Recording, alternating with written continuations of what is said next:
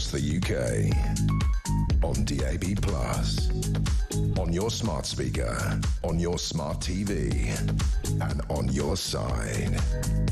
This is Talk.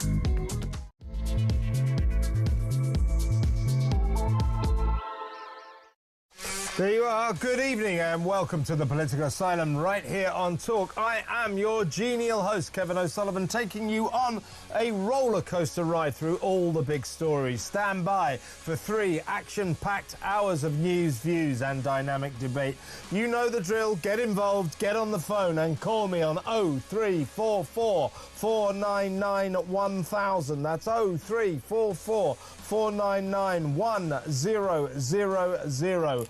Or WhatsApp voice note me on the same number and I guarantee I'll play your message out. It's Wednesday, March the 12th. Here's what's coming up.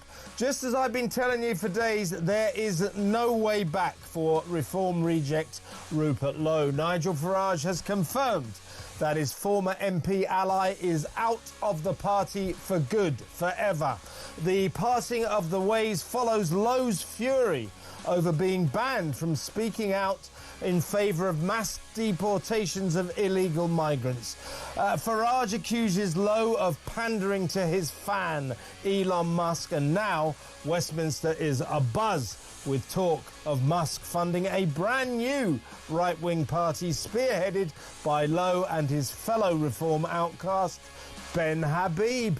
Would you vote for that? Whose side are you on? 0344 499 1000. In other news, crescendo calls are mounting for a full parliamentary probe into Mr. Speaker Sir Lindsay Longhaul Hoyle's extraordinary £250,000 expenses bill, charging the taxpayer for glamorous jaunts, taking his wife along and his staff on what seemed to be private trips. Surely this clear waste of public money needs investigating. Does the House also need a new Speaker? That is the question. 0344 499 1000. Also tonight, when Labour came into power, they pledged to cease the use of expensive hotels to house asylum seekers. 8 months on, there are 8,000 more migrants enjoying luxury hotels at British taxpayers' expense, and Home Office insiders admit there's no chance of ceasing this kind of accommodation before the next election. Cost to long-suffering British citizens, £5.5 million every single night. And it's getting worse, not better. That bill is going up. 0344 499 1000. And still they come across the channel. And still Starmer's gormless government does absolutely nothing about it. Your thoughts? 0344 499 1000. Meanwhile, so much for peace.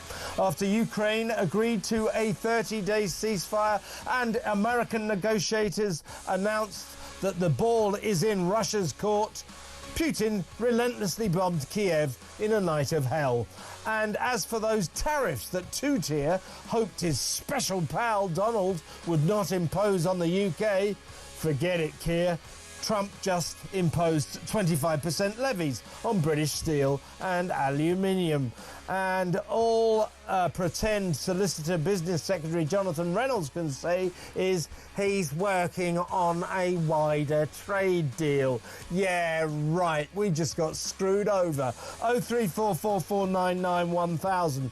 Plus, the latest on the BBC's shocking anti-Israel propaganda documentary, the alarmingly light sentences being handed out to violent domestic abusers, Manchester United's amazing new £2 billion New Trafford Stadium being partly funded by taxpayers. Why can't the super-rich Reds pay for their own ground? And finally, as she announces she's quitting the Scottish Parliament to look forever, a look back on Queen of Scots Nicola Sturgeon's calamitous career. All that and so much more, so don't go anywhere. Stick with me right here, right now on Talk, the home of free speech and common sense. Let's spend Wednesday night together. And I've got a special treat for you tonight. He's not normally with us, but he is for the whole hour. Really pleased to welcome to the show social commentator and author Dr. Rakib Ahsan. Welcome, Rakib.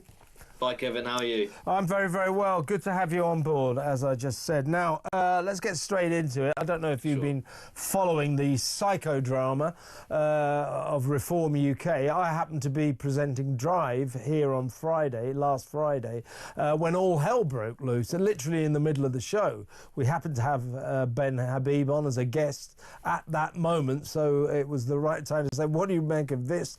And now they're saying Rupert Lowe's a bully and he's made inappropriate comments to women. But Rupert Lowe hit back, and the psychodrama continues. Now, I took soundings afterwards. I know a few people, obviously, in Reform, and I was told emphatically, listen, there is no way back for Rupert Lowe, and he's out of the party for good, which I think is a great disappointment to many of Reform's supporters. But as I said, Farage has now confirmed it's all over between him and Rupert and Reform. Let's just have a quick look at Nigel Farage talking to Sky News Australia.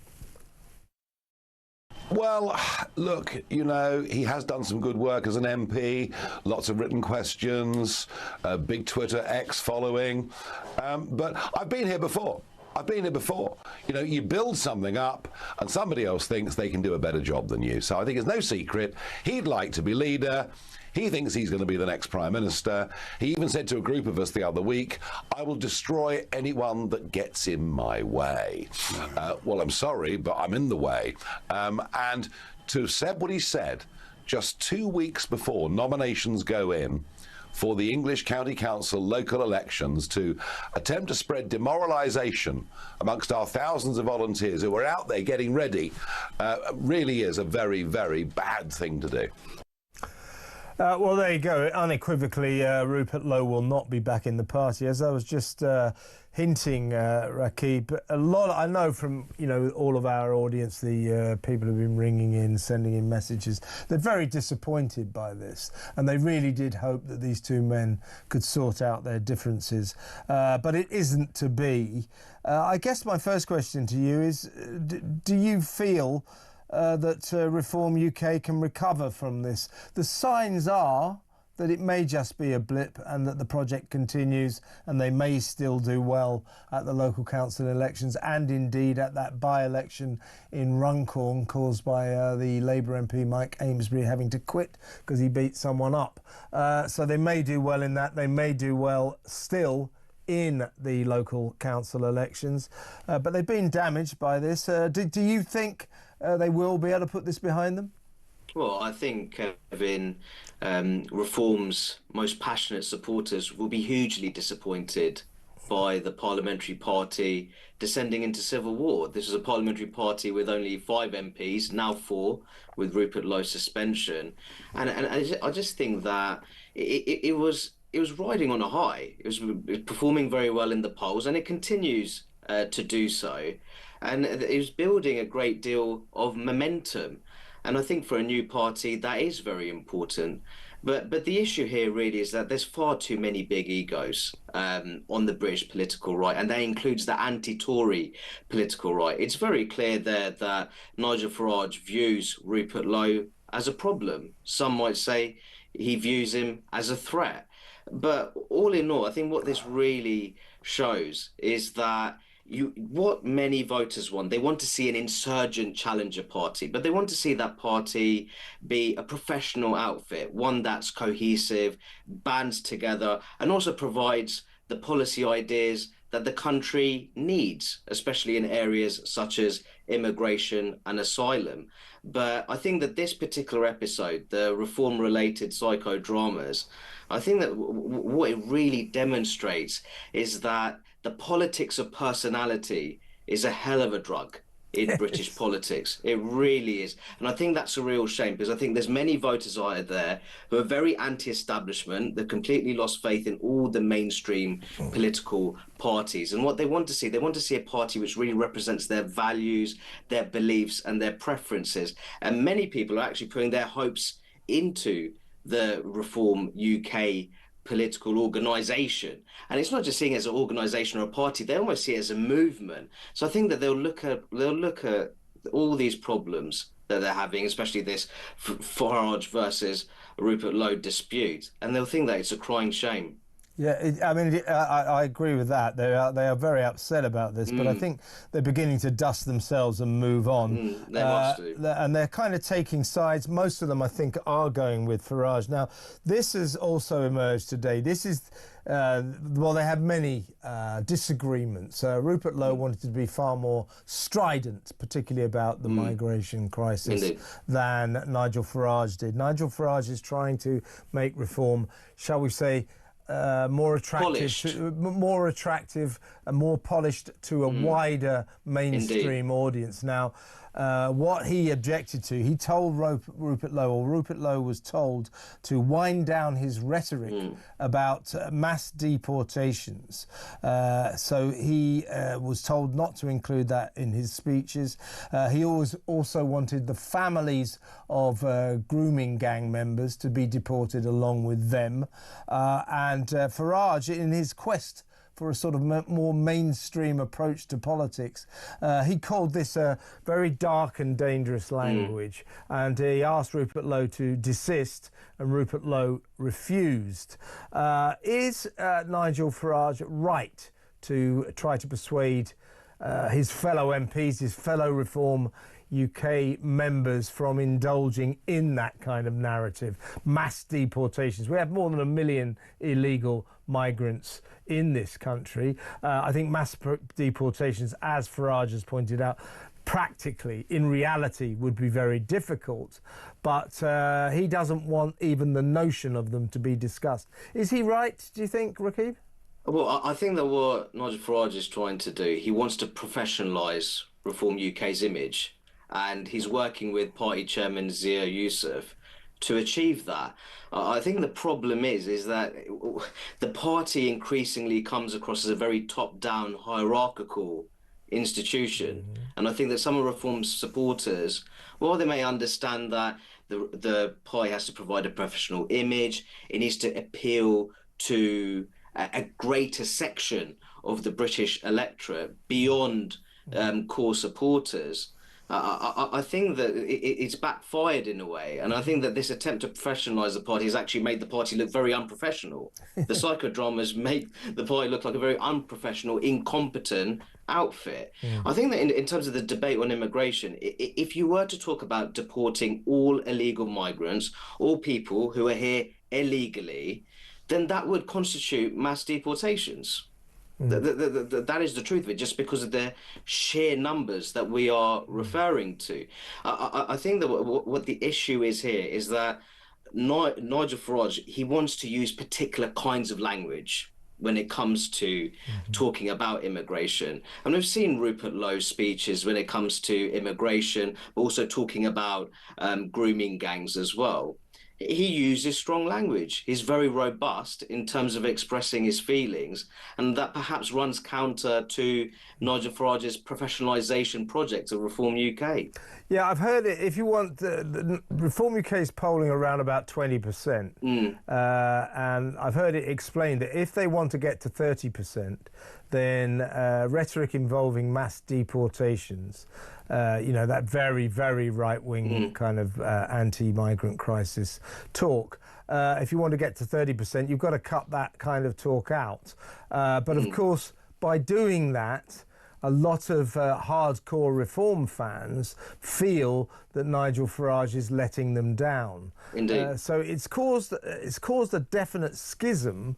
But I do think I've got a lot of time for Rupert Lowe, and I have a lot of time for Nigel Farage as well. But I do think that most supporters of Reform UK do realise, as always in politics, power is the objective. Yes. And I think they're willing to follow Farage because, let's face it, he's the guy that's got them to where they are today, which is an incredible position. I mean, they literally could be challenging to be the next government, which, if you think about it, is extraordinary. But so many Reform supporters say, yeah, we'll go with the flow, we'll put our trust in Nigel. But also many just say, well, he's just deserting us. He's saying what we never wanted him to say. We want mass deportation. So for some Reform supporters, he's stopped being hardline enough for them. No, absolutely. And I think maybe those core supporters of Reform, I suspect some of them feel that Nigel Farage's recent interviews, he's been quite soft when talking about the influence of Islam in modern Britain as well. So I think that's part of the problem. In his efforts to professionalise the party and to appeal to a greater section of the British electorate, he may be alienating parts of his core base.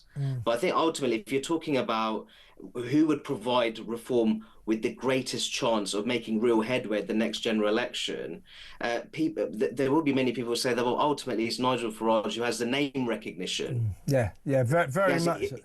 He has the name recognition. Well, Rupert Lowe perhaps doesn't even come close when it comes to name recognition. Now, he may be very popular on X. There may be many people in what you might call the very online right who support Rupert Lowe and they strongly back him. But when you're talking about a general election, you have to make an entirely different calculation.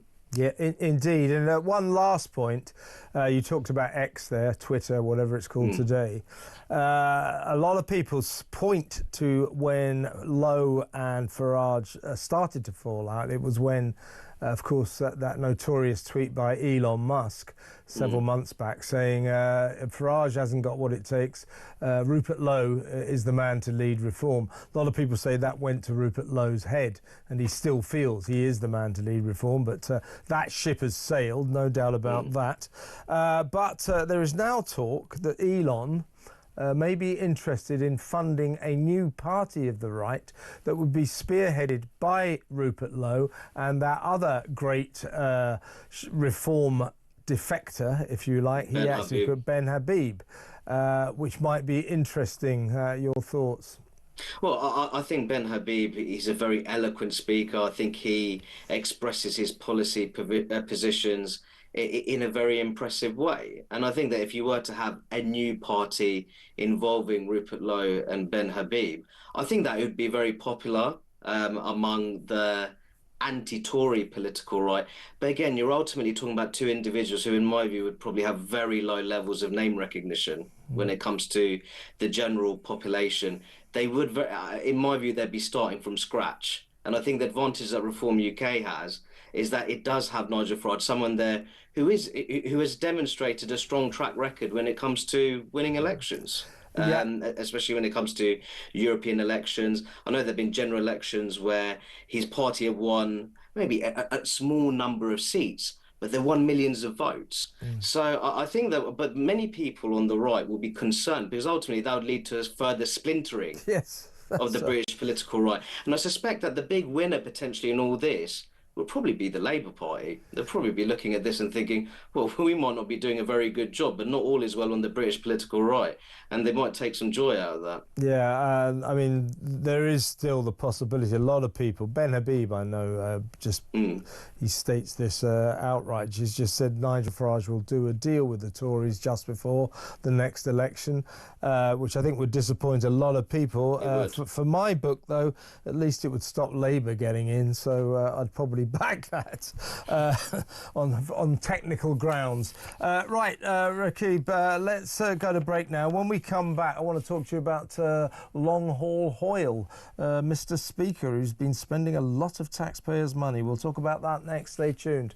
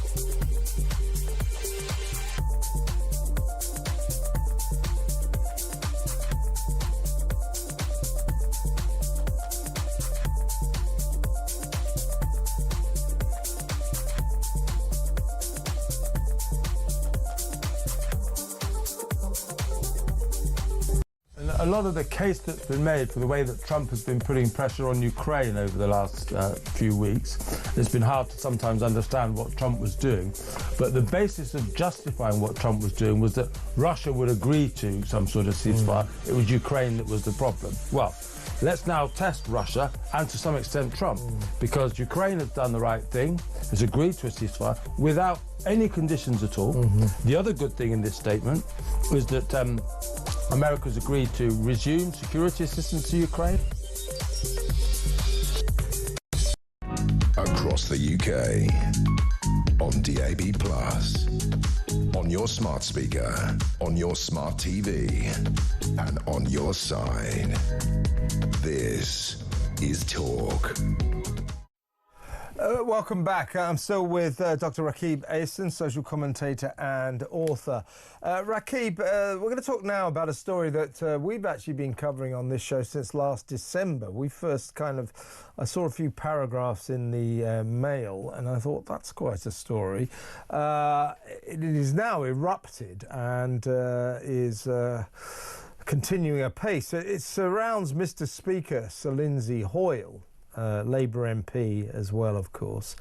It's now a crescendo of calls for an investigation into his expenses, and I would back it. I think we need to look into this. This is getting serious.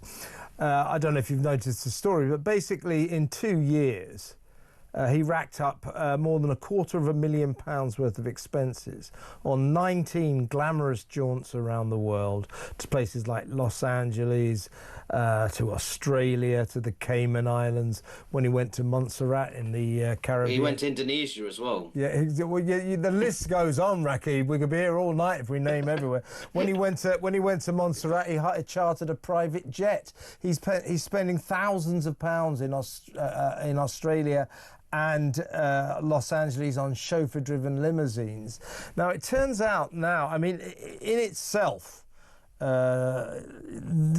these trips seem hard to justify. He flies first class or business class every single time, takes several members of staff with him. They stay at the finest hotels. Sometimes he's paid as much as £900 a night for hotels, racks up restaurant bills of £300. Now, of course, when we first did this story back in December, I got this big shirty letter from his office saying, well, you clearly don't understand the role of the Speaker of the House.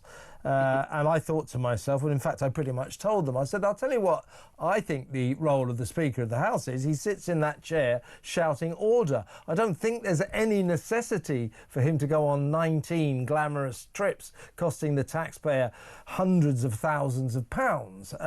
So we sort of fell out quite badly there. But anyway, the real problem now, there are so many elements you could focus on. But he's, during this period of globe-trotting glamorously and expensively, he's taken 4 trips to Gibraltar. Now, there's a reason for this. He's the Chancellor of the University of Gibraltar. He's also taken his wife with him on these trips. And he's admitted that he's made admin errors with his expenses, so they've been amended. The contention is, I think, that Catherine Hoyle paid for herself and all that. But when he, in 2021, he went to the Rock Hotel, very exclusive hotel in Gibraltar, with his wife. Okay, we'll accept that maybe, I think the university paid for his wife at least. Should have paid for him as well. You've got to bear in mind, this is effectively a personal trip. Being Chancellor of the University of Gibraltar has got nothing to do with being Mr. Speaker. He took with him 3 members of his parliamentary staff, who we paid for. Why? There are so many examples like this. The list goes on. And I think we need an investigation into this, because this, frankly, is taking the mickey. I think taxpayers are owed a full explanation as to what he's been up to. I mean, for example, in February 2023, he took his wife to Los Angeles, where he made a single speech to students at the University of Southern California. During that visit, he splashed out more than £3,000 on chauffeur-driven limousines and £3,000 on hotel accommodation. This doesn't smell right to me, Rakib. No, it doesn't. And I think that it would be very difficult for many people to stomach when reading this story, considering we're in the middle of an ongoing cost of living crisis as well. When I think of the role of Mr. Speaker, it's ultimately about setting and upholding parliamentary standards and ethics. So in a way, I feel that Sir Lindsay Hoyle, who should be setting an example and indeed leading by example when it comes to this sort of thing, and ultimately taking your public position seriously. And that also includes the utilisation of taxpayers' money. And I looked at this list of trips. It really is a life of luxury for Mr. Speaker. There's no two ways about that. He's quite the jet setter, visiting all corners of the world. And I agree that when you look at the nature of the trips, you find it very difficult to understand how it's connected to his role as Mr. Speaker. You just can't make the connection in most cases. I know what they'll say. I mean, they have said to me, as I say, when we dared to touch this story back in December, a very shirty letter from his office, which we threw into the bin. But they say, oh, you don't understand the word of the Speaker. Now, what they will always say is these are important fact-finding missions for the Speaker. So when he went to the Cayman Islands, almost absurdly, almost comically, he visited the Cayman Islands Parliament to see how that works. Quite what use that would be to the Speaker of the mother of all parliaments back here in Britain, I don't really know. But I did happen to notice that the Cayman Islands is a very nice, glamorous, it's a lovely destination, sun-kissed Caribbean island. So I've discussed this with other guests, and we've all noted that all these trips, they never involve sort of Belgium or Siberia. They're always nice places with palm trees. When he went to St Helena, which is a British overseas territory, it was a 9-day trip. He claimed £23,643 expenses and spent, I think it was about 3 or 4 days in South Africa. And nobody can quite work out what it was he was doing in South Africa. I mean, this is pure speculation, of course, but it strikes me he probably just thought it was a nice place to visit. Look, it is a nice place to visit. Yeah, but most of us have to spend our own money when we do it. So my point is that there are now a crescendo of calls for an investigation into this, and I think us, the British taxpayers, are owed a full, proper parliamentary probe into what's been going on here. Would you agree? No, I'd have to agree. And I think for all of John Bercow's flaws, and he had his fair share of flaws, no two ways about it, apparently he racked up the same amount of expenses over a 10-year period. Yeah. We're talking about this money, I think it just stretches back only to October 2022. We're talking about £250,000 here, which is absolutely remarkable sum of money.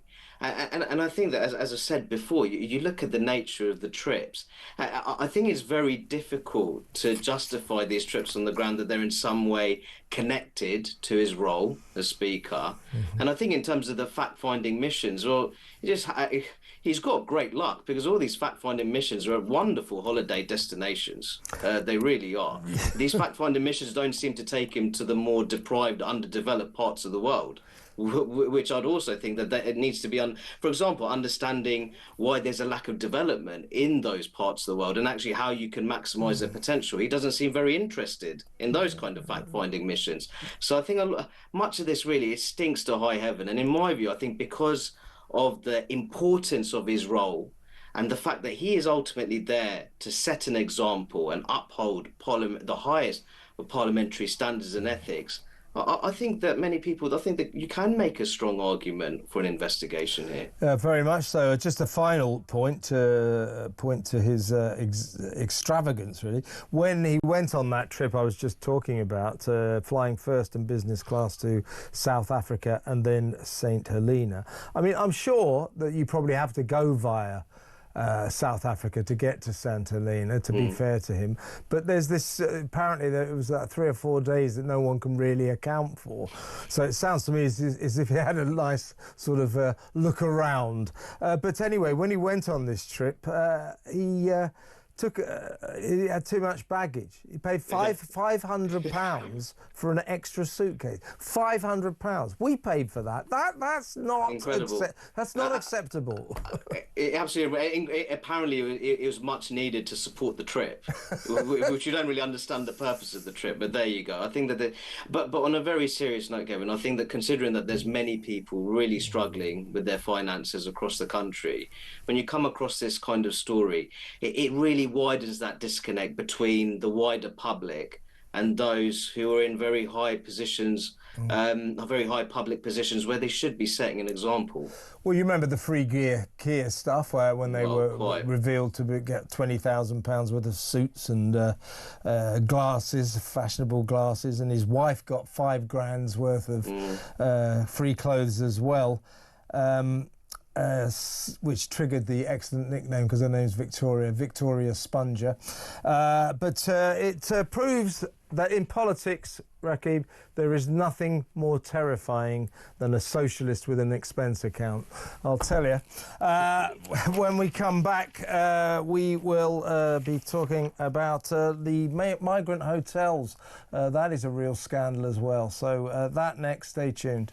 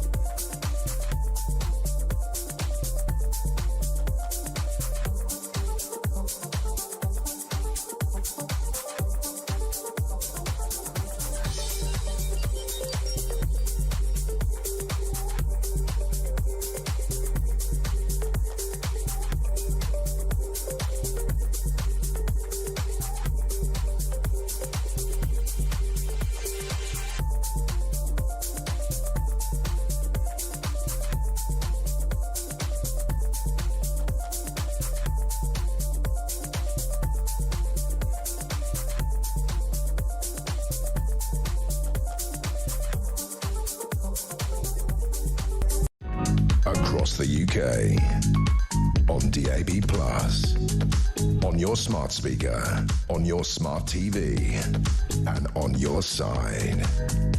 This is Talk. Welcome back. I'm still with Dr. Rakib Ahsan. Rakib, I don't know if you noticed, but in the last 10 days or so, there's been about 2,400 migrants have crossed the channel illegally, day in, day out, hundreds of them. So that scandal continues apace.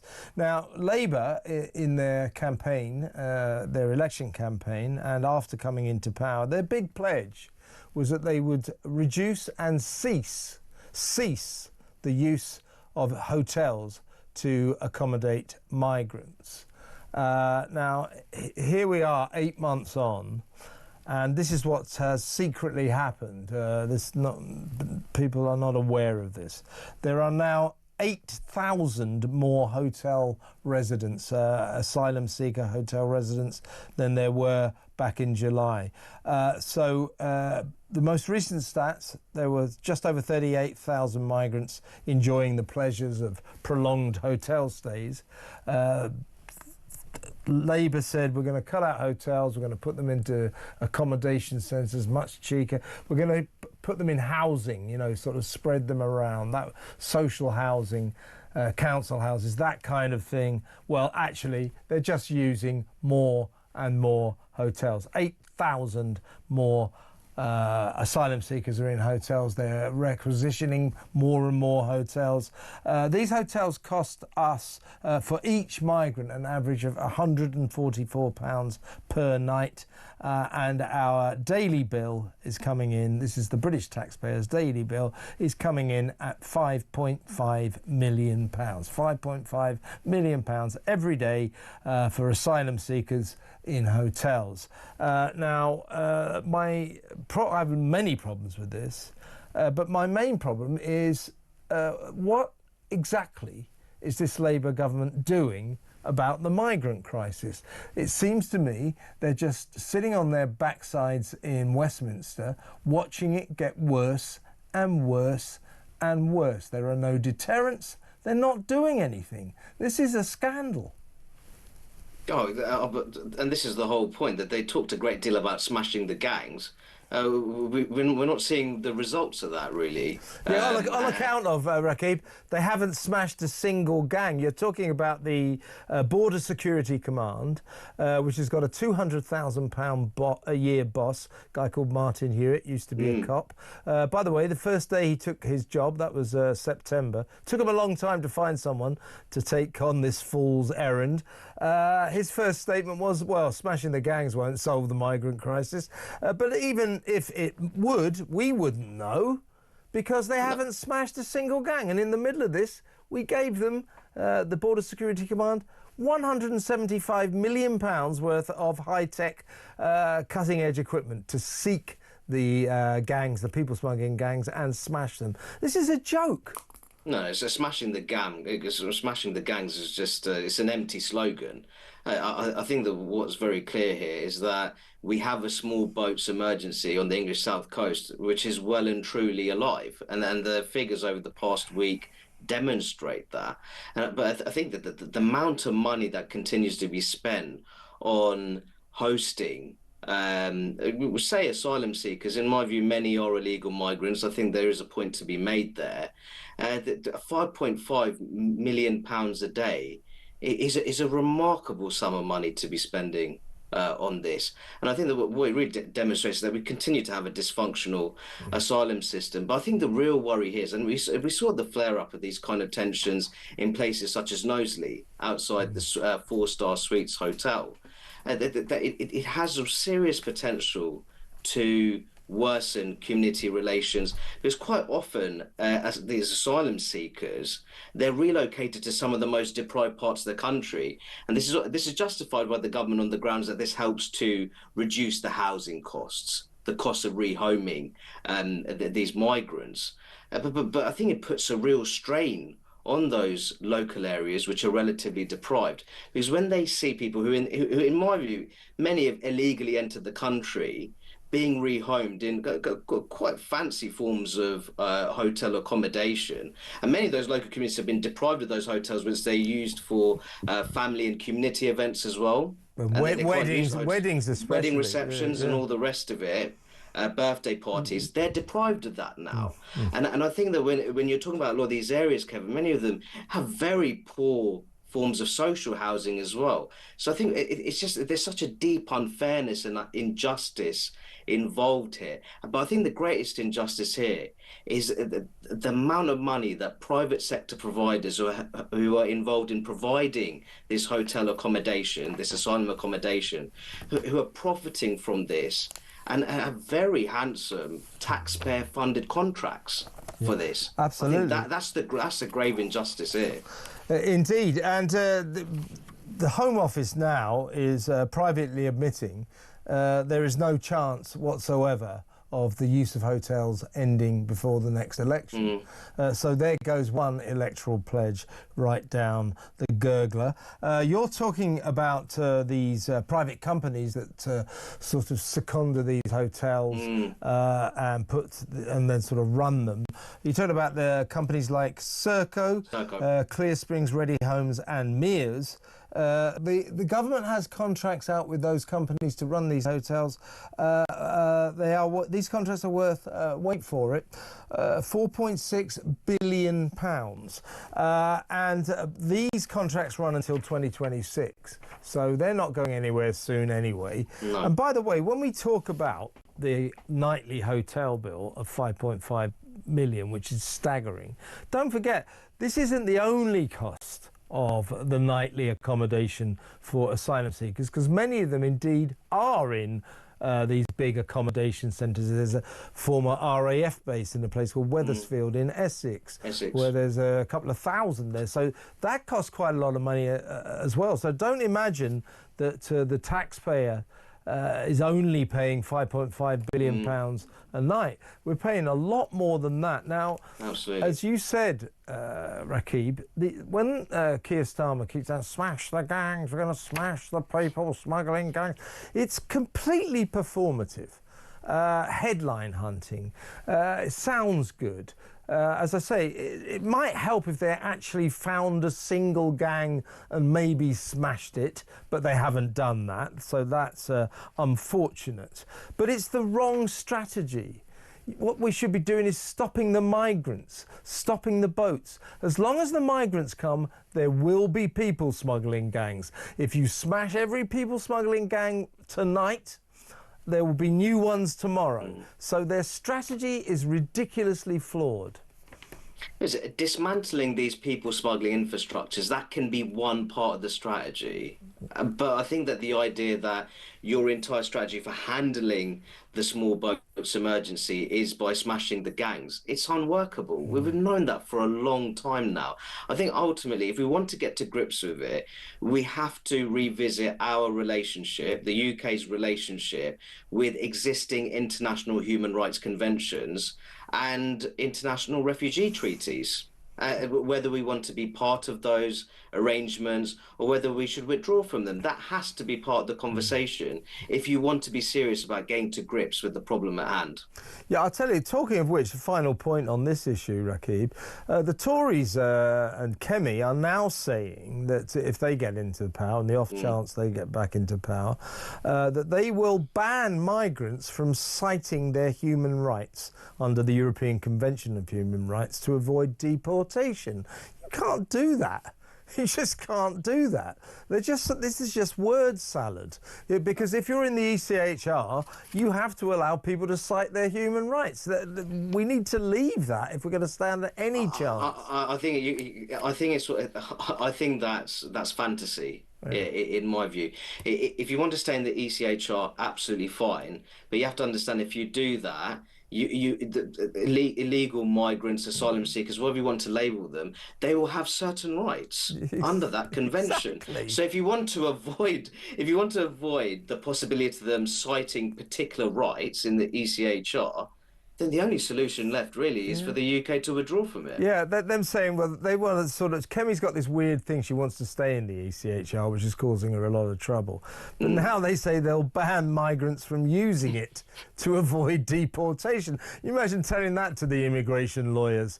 Yeah, right, my client is claiming that his human rights will be affected because he'll be persecuted back in his home country. Oh, actually, we've banned you from using the ECHR. It's just not going to work, is it? No, I don't think that kind of conditionality is workable in my view, believe it or not. It's just ridiculous. I suppose that's the joy and the luxury of opposition. You can say what you like. When we come back, there's been a new development on the Ukraine peace talks. Well, Trump has basically rounded on Putin now. It's all going on there. We'll have a chat about that after these messages, Rakib.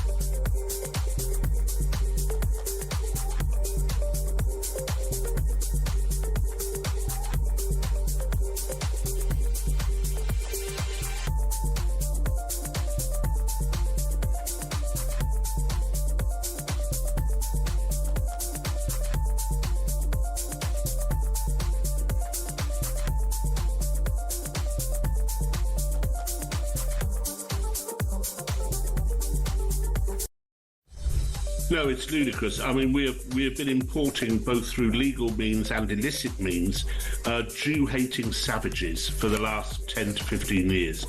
This is why our Jewish community in this country is so desperate, and many of them thinking of fleeing the country to Israel because they think Israel might be safer. Just imagine what kind of country you're living in when Jewish people in this country think Israel might be safer. You know, and we keep doing this. Across the UK, on DAB+, on your smart speaker, on your smart TV, and on your side. This is Talk.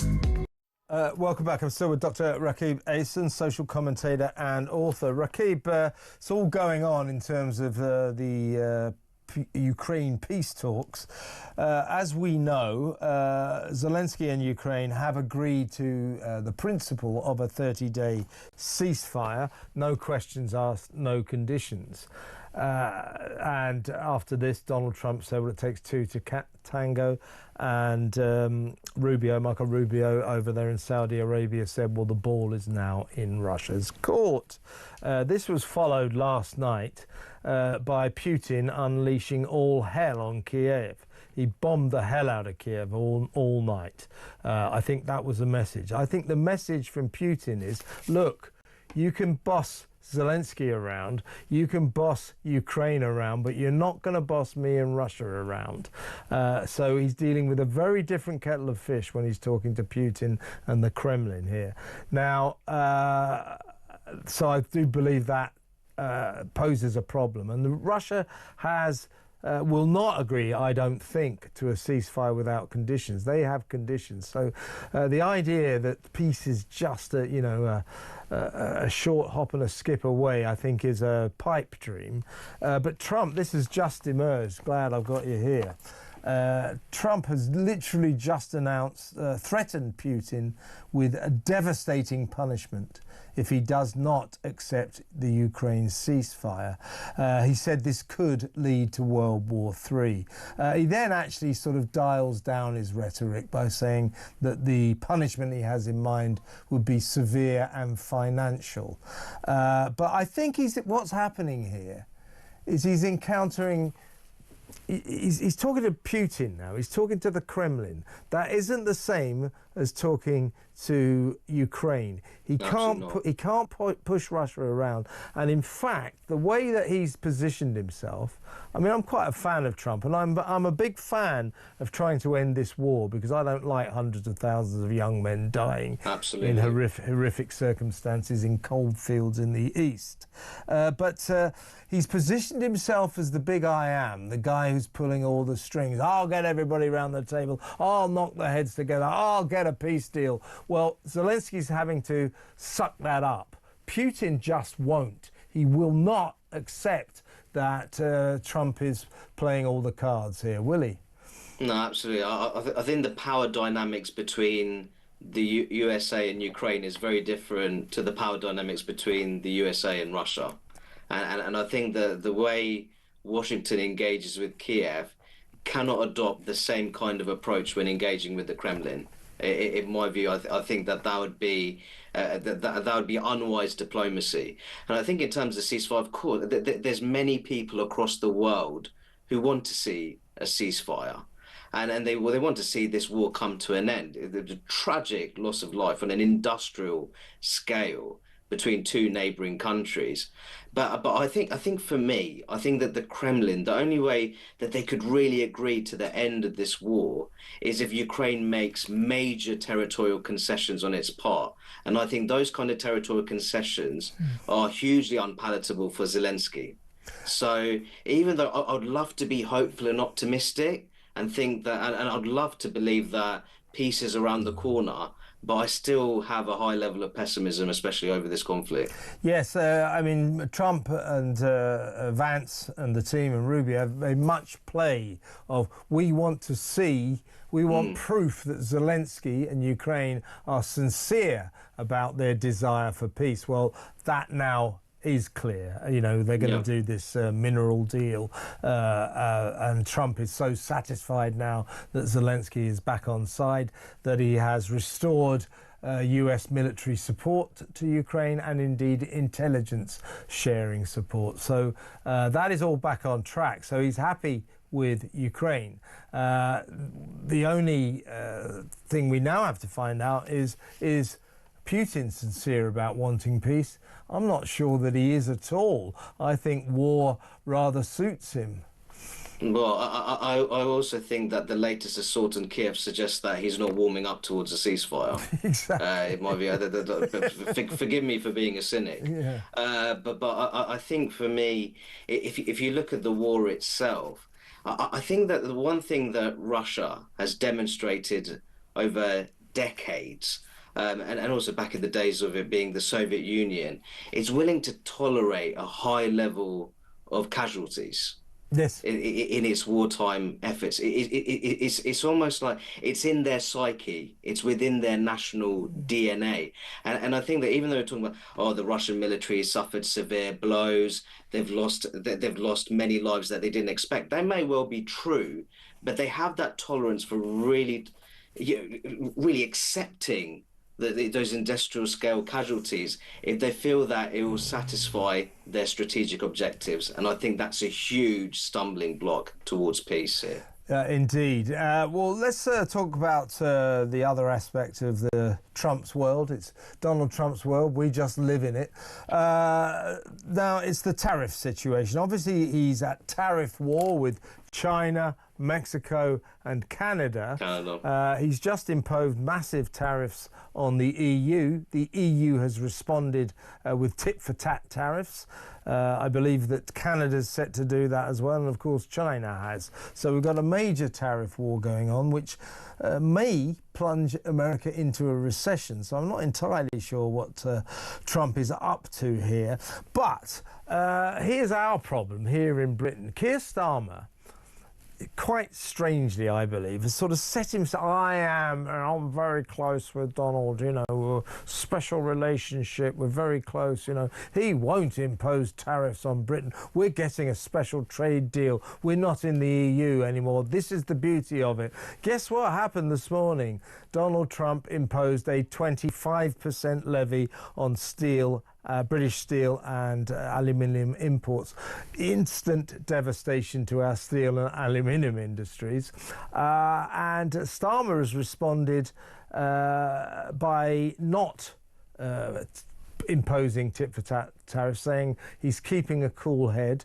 Jonathan Reynolds, taking a break from pretending to be a solicitor, he's our business secretary, he said, we're not going to react dramatically here because we're involved in trying to secure a wider trade deal with America. This is just fantasy world stuff. Trump is walking all over us, and Starmer is trying to pretend he's his best friend. We've got to do something about this, haven't we? I think, Kevin, the special relationship as a concept is a fantasy. Yeah. It really is. And I think that this idea of a special relationship, it may be popular within British policy circles, but I'm not sure that's necessarily reciprocated across the Atlantic. And it was very clear that President Trump, he wants to adopt this aggressively protectionist policy. Mm-hmm. If I remember correctly, he said that tariffs is the most beautiful word in the dictionary. Yeah, along with wife and love or something, and tariffs. So it's very clear that he's going to adopt this very aggressively protectionist approach. That doesn't nestle in with the possibility that we might be able to strike this wonderful free trade agreement with the United States. The two don't go hand in hand. So I think that there's a great deal of confusion within the Labour government in terms of what it can really achieve with the Trump-Vance administration. And I think that this idea that we have a special relationship, I think we actually need to get away from that concept a little bit. And I think that if there's the signs from the Trump administration, the initial signs, is that the United States perhaps might not be the reliable ally they may be in the past. Yeah, and I think that a lot of the actions and the approach by Trump and Vance is dictated by their cultural beliefs. And they categorise Keir Starmer as just another woke weak European enemy of freedom of speech. So they don't particularly hold any candle for Keir Starmer.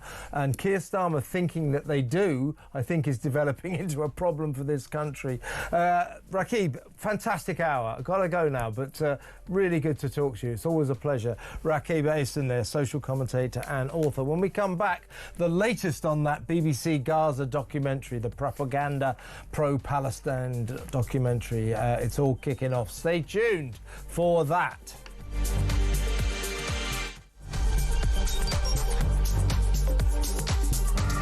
Last 10 to 15 years.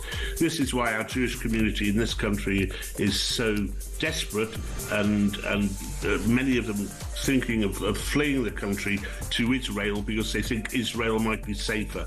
Just imagine what kind of country you're living in when Jewish people in this country think Israel might be safer. You know, and we keep doing this.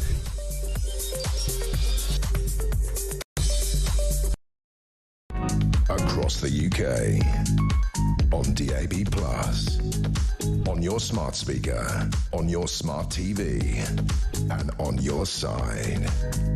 This is Talk. Welcome back. Now, as you know, there's tremendous pressure on the Labour government to keep our prisons or less crowded than they actually are. So a lot of people are being let out early, dangerous criminals, as you know, being let out early, you know, champagne being picked up by sports cars, all of that sort of thing.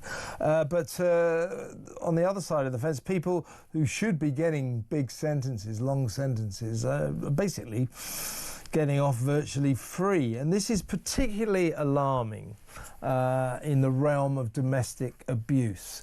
Men who beat women up are getting very, very light sentences. I think they're the very people who should get extremely long sentences. You know, I'm not a sort of lock them up and throw away the key type, but men who beat up women, they should get deterrent sentences. Unlike, well, listen, let me get on my next guest and we'll talk about one particular case. I've got a few examples here. So a warm welcome to the show to women's rights activist from the 1205 organisation, Jean Hatchett. Welcome, Jean. Hello, good evening. How are you? I'm very well, but I'm a bit alarmed about some of this. So light sentences are now the thing. Well, let's talk about someone who got a light sentence. He's a guy called Daniel Chalakom. He has had 11 convictions for 13 offences of violence against his various partners, including actual bodily harm, assault, and 2 breaches of a domestic violence protection order. He was in Plymouth Crown Court recently in January. They heard that when the police arrived at the place where he was staying, his partner had blood running down her cheek because he'd bitten her. Her top was ripped and she was in a terrible, terrible state. And she asked, as so often in these cases, please don't arrest him, but they did. So he admitted assault by beating. He said, I'm humbled by this, I'll be a better person. Now let's bear in mind, 11 convictions for 13 different offences of violence against women, his partners.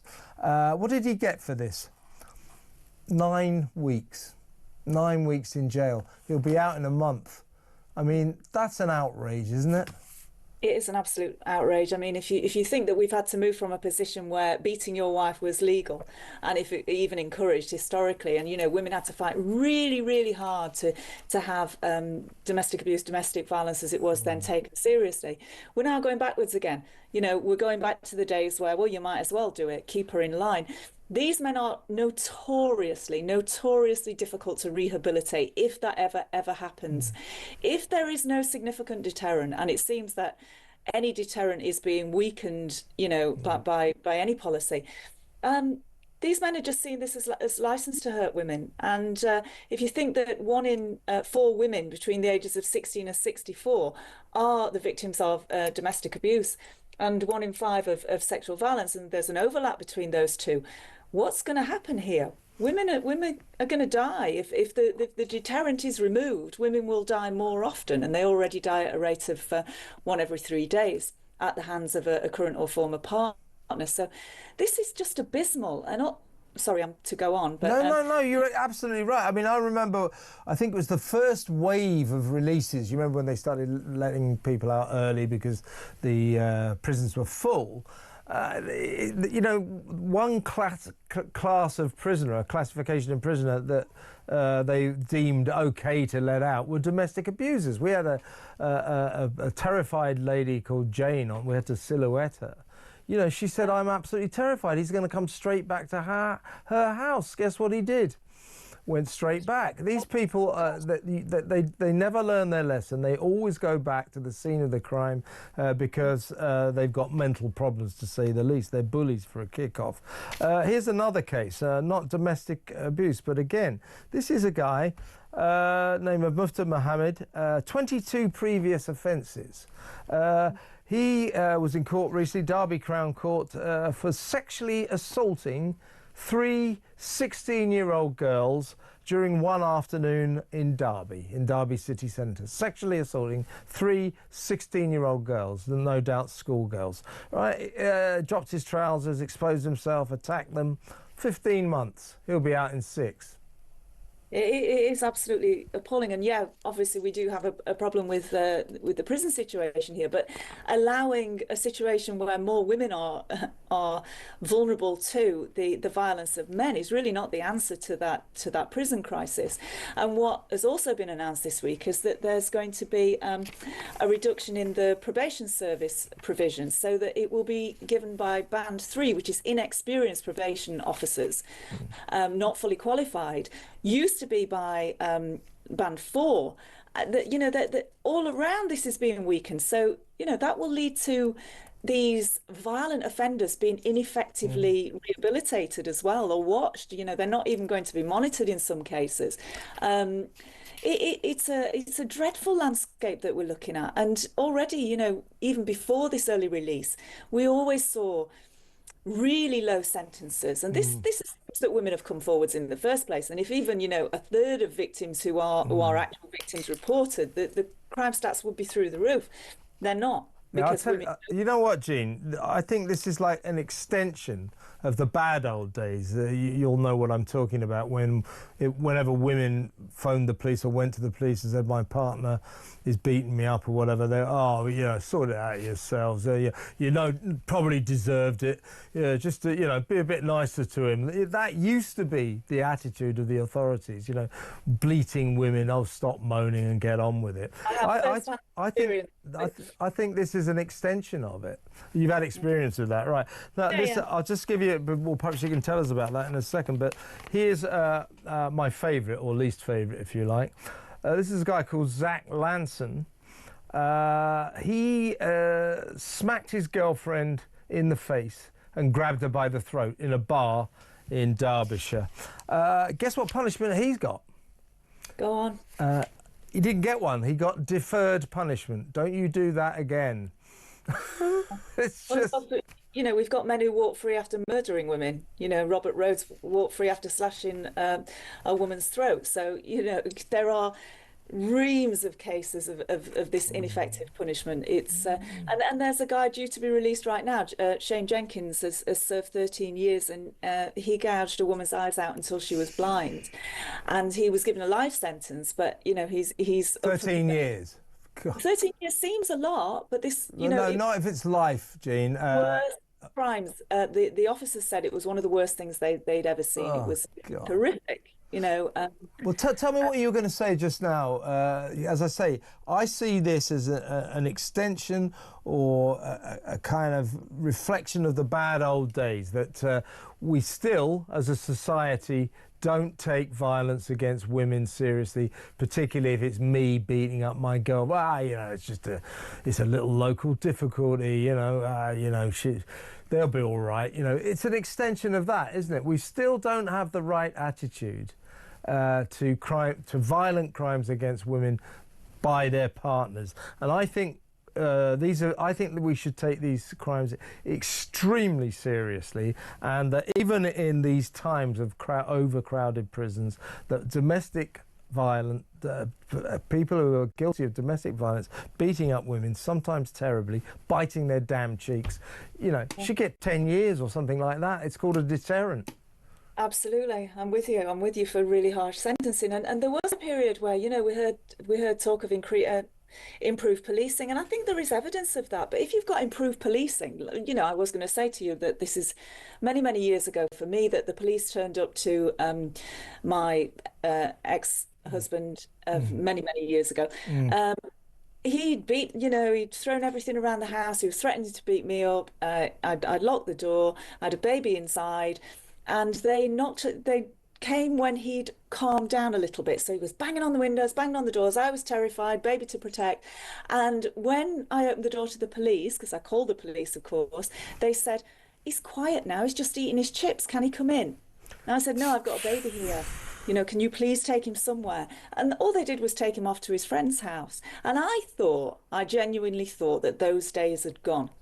And they haven't. They really, and obviously I've had much, much worse than that as things rolled on. But the reason that they rolled on for me, I know, is because I thought, what's the point in ringing police that do that? Yeah, yeah. So, this is what women do. They see poor justice. They see poor outcome. They don't even bother reporting. Well, that's what we've got here, Jean. We've got some very poor justice, and I think we should do something about it. Listen, really good to talk to you. Thank you so much for your time. And that's Jean Hatchett there, women's rights activist from the 1205 organisation. She's got a point, hasn't she? Well, I've got a point as well, I think. What they've done is, I understand, I'm not happy about it, but that our prisons are full. And they do have to sort of bear in mind that we haven't really got space for too many people. But that doesn't mean you start letting people off.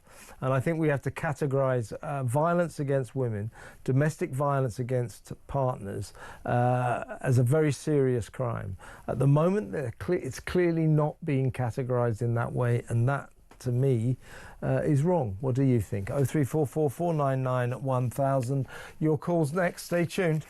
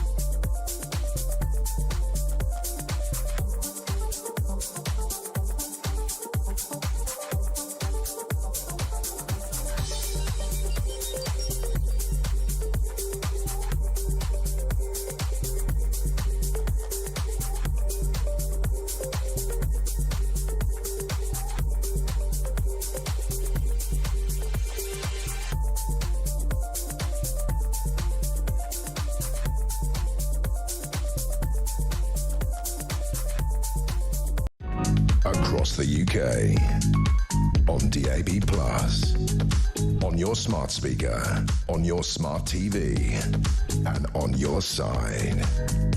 This is Talk. We're going to go to the phones in just a second. Compassionate Philanthropist of the Year award goes to Neil, who has sent me the following message. don't care either way about Israel or Palestine or who supports who in regards of that. Has been going on for years, and I don't even understand why we are involved in that problem and why it is our issue. Yeah, well, you will find out pretty soon, Neil, because a judge has just ruled that all 2 million Palestinians can come and live in Britain, so they'll be your neighbour. How will you like that? Read a paper, watch the news. Of course it's our issue. It's a global village these days, Neil. Try to get on board. Here's another one. This is not... I'm not contemptuous of this one. I am contemptuous of Neil's ridiculous message. This is from Jim in London. He says, talking about the BBC, I'm surprised you have not mentioned the £1.3 million the BBC spent investigating Hugh Edwards. I was appalled to see that figure with no breakdown as how they came to that amount of money. Well, Jim, we did that story last night. So, go away. Anyway, let's go back to the... Oh, he says, Jim says, rubbish show as usual.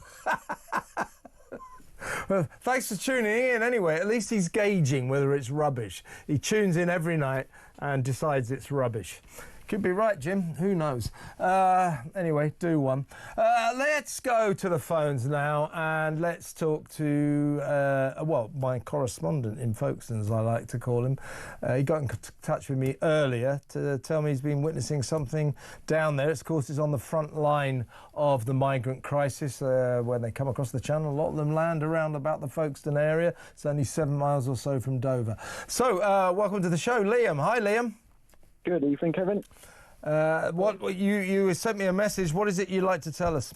Well, I put in a freedom of information request to Kent County Council. It's been going back and forth now for weeks, but finally, just this evening, late afternoon, I got it back. And the question that I asked Kent County Council was, how much has Kent County Council been spent on driving lessons and driving tests for those seeking asylum in Kent between the 1st of January 2021 and the 1st of January 2025? And for last year, Right. I think we shouldn't even be paying any. Well, I would agree with that, but what did they tell you? Did they give you a straight... £20,000 last year on driving lessons for those seeking asylum.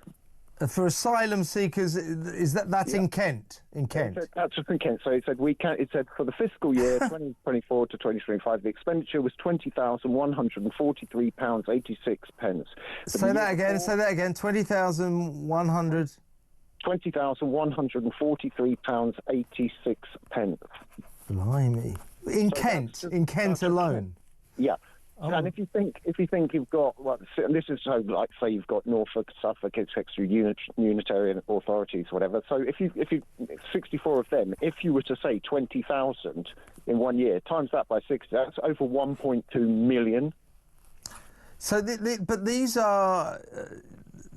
These are asylum seekers, so they're not sort of officially here. They're waiting to find out whether or not they'll be allowed to stay, right? Yeah, it says because the previous year was 5,028. The year before was 3,567. And it says we can confirm that only refugees who have been granted asylum status are eligible for the funding. I mean... Hang on, say that again, Liam. Sorry, only those. Say that again. We can confirm that only refugees who have been granted asylum status are eligible for the funding. Okay, of driving licenses, of driving lessons, driving lessons and driving tests. Yeah. Okay. But I mean, why are we paying for it? I mean, it's slightly more legit, I suppose, that they've been granted. When you say refugee status, that probably means there's just still asylum seekers, isn't it? Doesn't it? It says we can confirm that only refugees who have been granted asylum status are eligible for asylum status. Yeah. Sorry. So this is not official residence. This is just that they can stay while their asylum application is being processed. £20,143.86 in Kent alone, and that was what years? Last year, for the fiscal year 2024 to 2025. And how many migrants are in? Do we know how many asylum seekers are in Kent? Do we think? Oh, well, a few thousand, obviously, but I don't know. I don't know how much. But I think this really, why it kind of riles me up a bit is because they get like free bikes. I'm sure you've seen loads of Deliveroo drivers. They get in rail travel. It was with a welcome pass. I think that's been stopped now. But there was a motion that's been put through the London Assembly for free underground travel. That was at the back end of last year. I mean, where does it stop? I know that taxis are being used. It's like, what? Yeah. It's funny about what you say about the free that was moved by the London Mayor, the awful London Mayor Sadiq Khan, to, as you say, give asylum seekers and migrants free travel, on the tube system and buses. And those of us, who are Londoners, people who live here, British citizens, we're going, how come they get free transport and we don't? Well, exactly. And also, on a personal note, though, I mean, I can drive, luckily, but my girlfriend, she's currently visiting me. She can't drive. She would love to, get free lessons. And she joked earlier on, why don't I just take a paddle down into Folkestone and she'll get what this amounts to then, that's why I was asking you all these intricate questions. This amounts to the fact that the authorities have spent 20,000. Who is it the Home Office or is it Kent County Council? I first started by asking the Home Office, and they said it would cost you. I'd have to pay to get this information because of time constraints. That's their general when they try and fob you off. So it's better to try and contact your local. Okay, I'll ask Kent. This is presumably happening up and down the land. So you got this from Kent County Council, yeah? Yeah, today, this afternoon. That's extraordinary. That's great work, Liam. Great work. That's a great story. Well, listen, we'll keep in touch. We've got your number anyway, but keep this stuff coming. And thanks very much for the call, and thanks very much for the very good work. 20,000 quid. That's unbelievable. Thanks so much, mate. Cheers, Liam. Liam in Folkestone there. Craig in Oxford, can Craig wait until Craig, if you can just wait until about 9:20, we'll get you on then, because I think we should probably go to break now. We need to talk about Manchester United after that. Man United, they got this. They're building they want to build a £2 billion new stadium called New Trafford. Quite a thing, and the artist's impressions are astonishing. That's great. Very rich club. The most valuable brand in all of sport. Half the team are on about £250,000 a week. Why are taxpayers, British taxpayers, being asked to fund not necessarily the stadium? Manchester United very kindly have offered to pay for that themselves. Good of them, really, isn't it?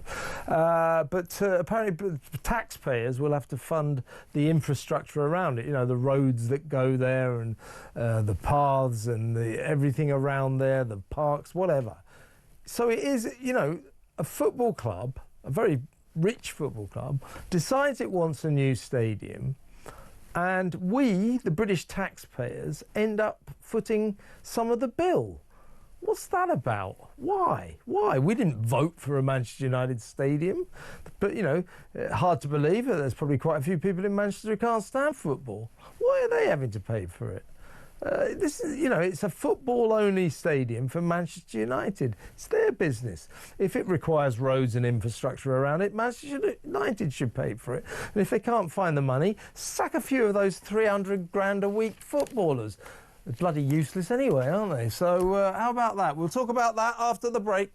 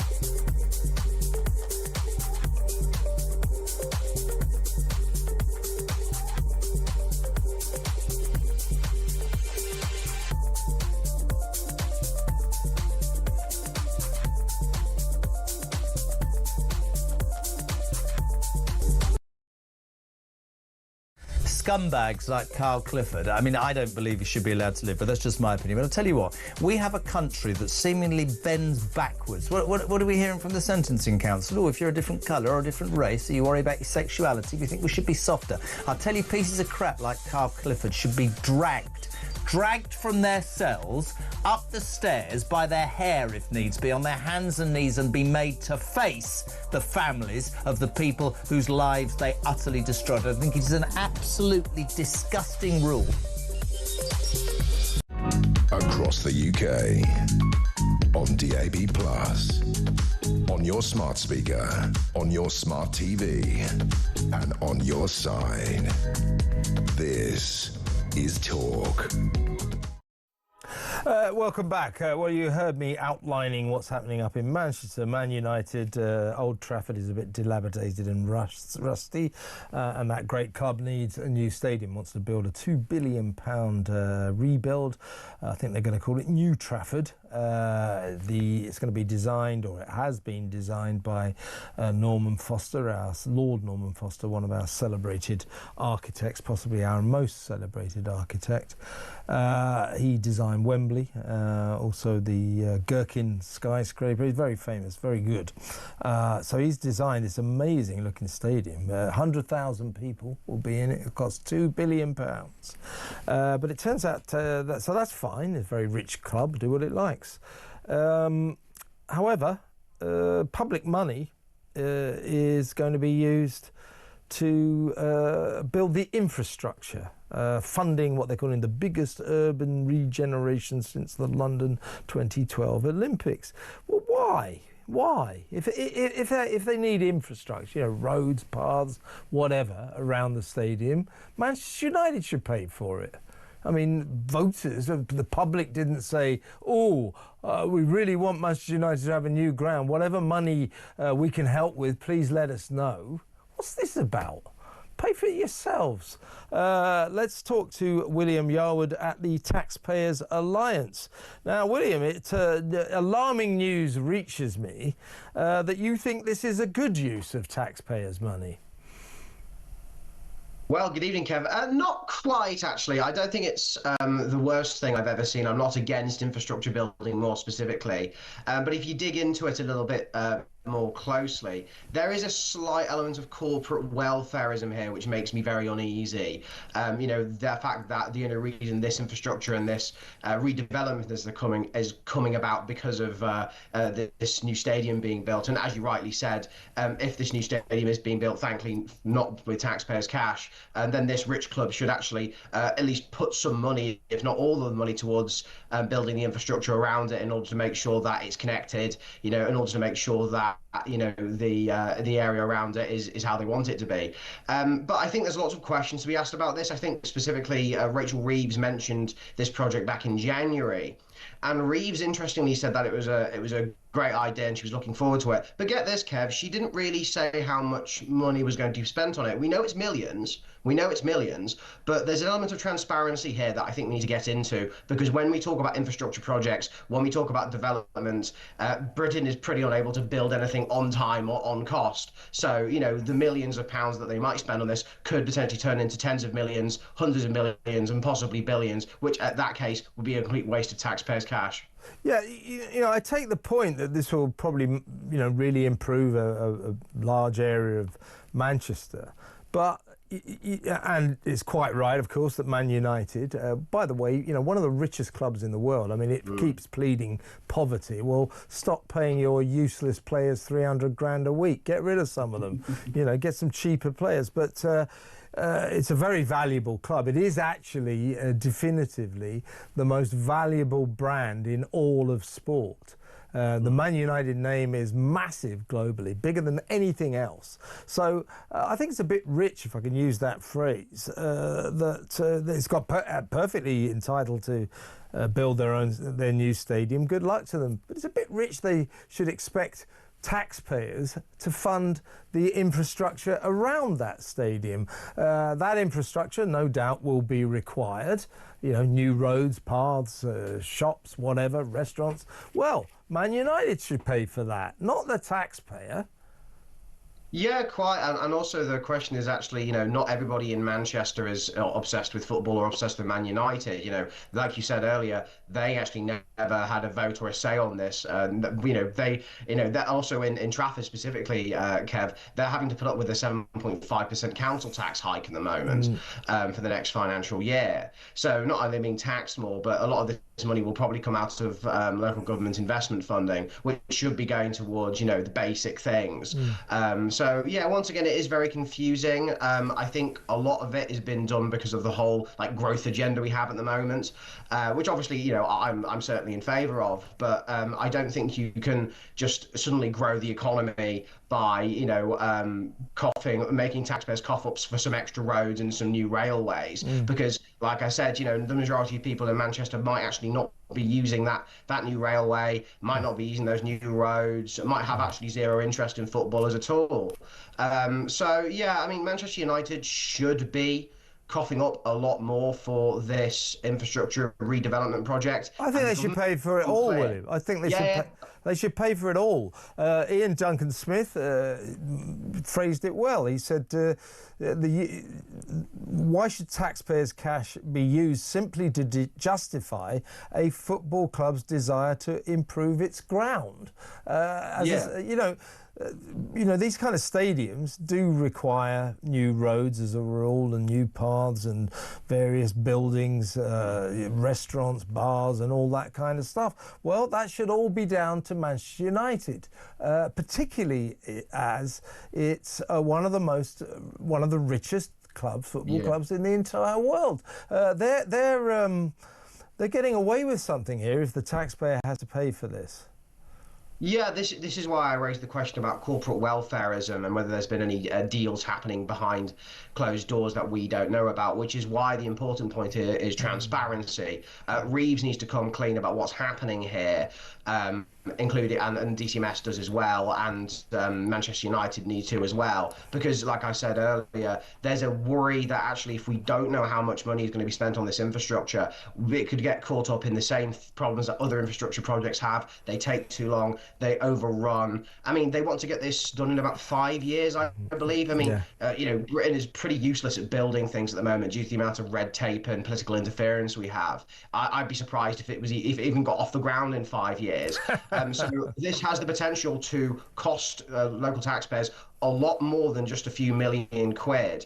And the fact that Reeves hasn't come clean about where this money is coming from. I mean, also, apparently, Kev, we have no money, but there's money for this, interestingly enough. So how is that being funded? Is that being funded by tax rises? Is it being funded by, borrowing? We don't know. So I do have worries about this because it seems to be a lack of transparency at the moment, which isn't a massive surprise given how, Labour's running the country at the moment, but it's still a massive concern for me. Yeah, so Chancellor Reeves, Robert Reeves, she said that this Old Trafford project, or the New Trafford project, is and I quote, shining example of government plans for economic growth. Well, the chronology of this, club wants to build new stadium, goes to the government, said any fear you can cuff up the roads and the paths and the buildings that we'll need. Government, oh yeah, all right then. Well, it's quite crystal clear to me. The government should have turned around and said, no, you want a new stadium, you pay for it. You got more money than Croesus anyway. All this old Manchester United's in big financial trouble. Well, it's not really. I feel sorry for all the little clubs in the land, who have stadiums that are falling down.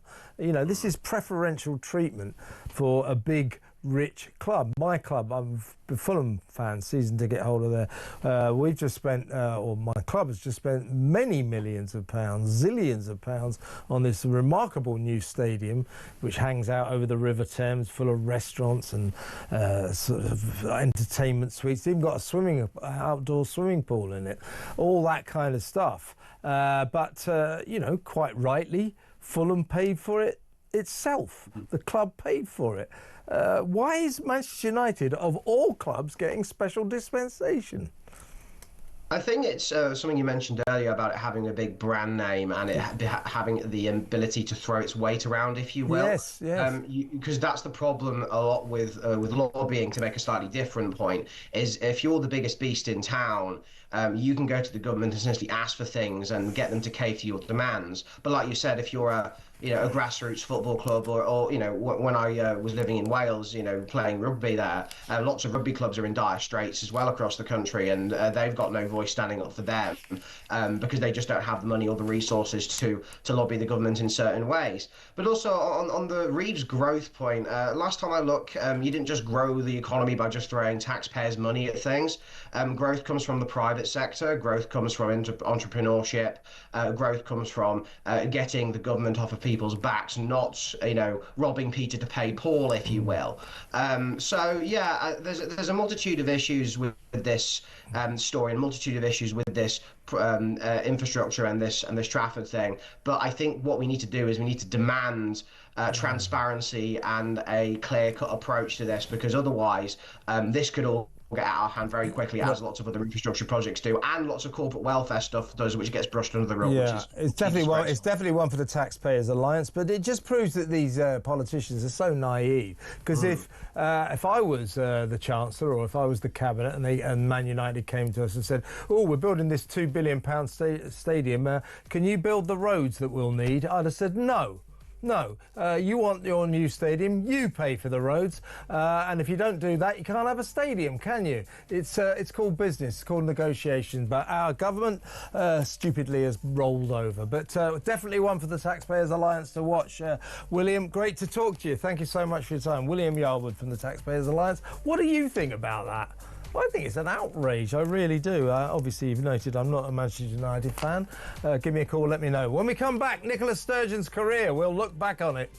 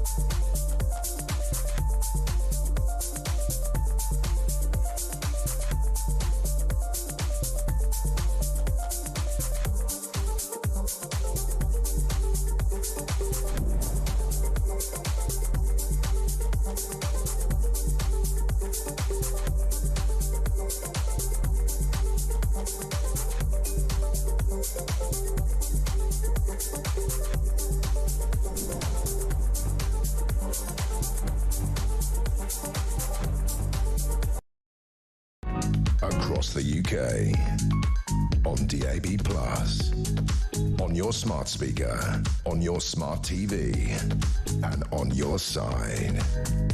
This is Talk.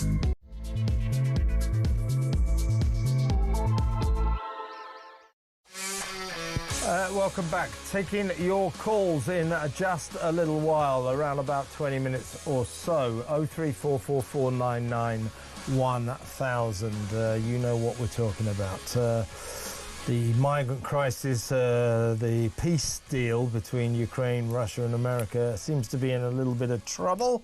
And asylum hotels, asylum seeker hotels, the bill is soaring. 8,000 more people now staying in hotels than when Labour came into power last July, vowing to cease the use of expensive hotels to house migrants. 8,000 more. There's now something like 47,000 migrants staying in hotels at our expense. They come in at the rate of about £144-45 a night each. That's £5.5 billion, not to mention all the other costs. So we are spaffing an absolute fortune on the migrant crisis, and the government has reneged on its promise to cease the use of hotels. In fact, the use of hotels is going up and up and up. 03444991000. Do we need an investigation, a full parliamentary investigation into Sir Lindsay Long-Haul Hoyle, the Speaker's expensive global travel? 19 trips in 2 years, costing the taxpayer £250,000. It's an outrage. It needs to be investigated, a proper, full investigation.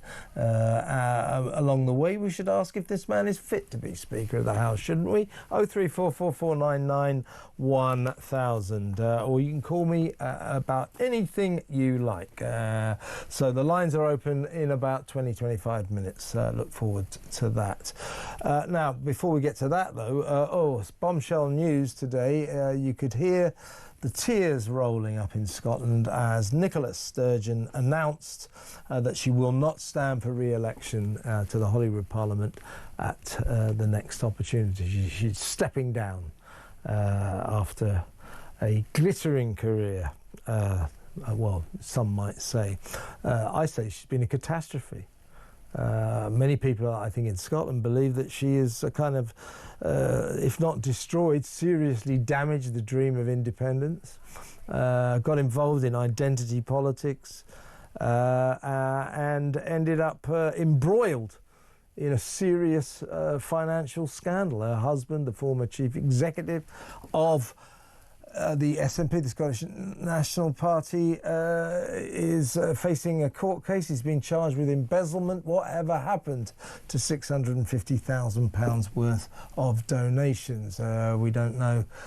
He denied. We don't know what his plea will be yet.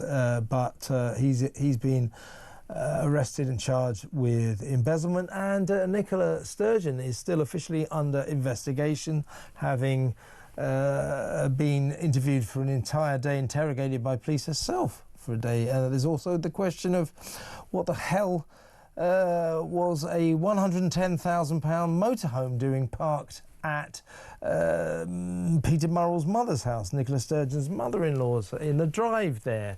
This was apparently paid for by SNP funds. They called it a campaign bus. Oh yeah, handy for taking holidays in though too, eh?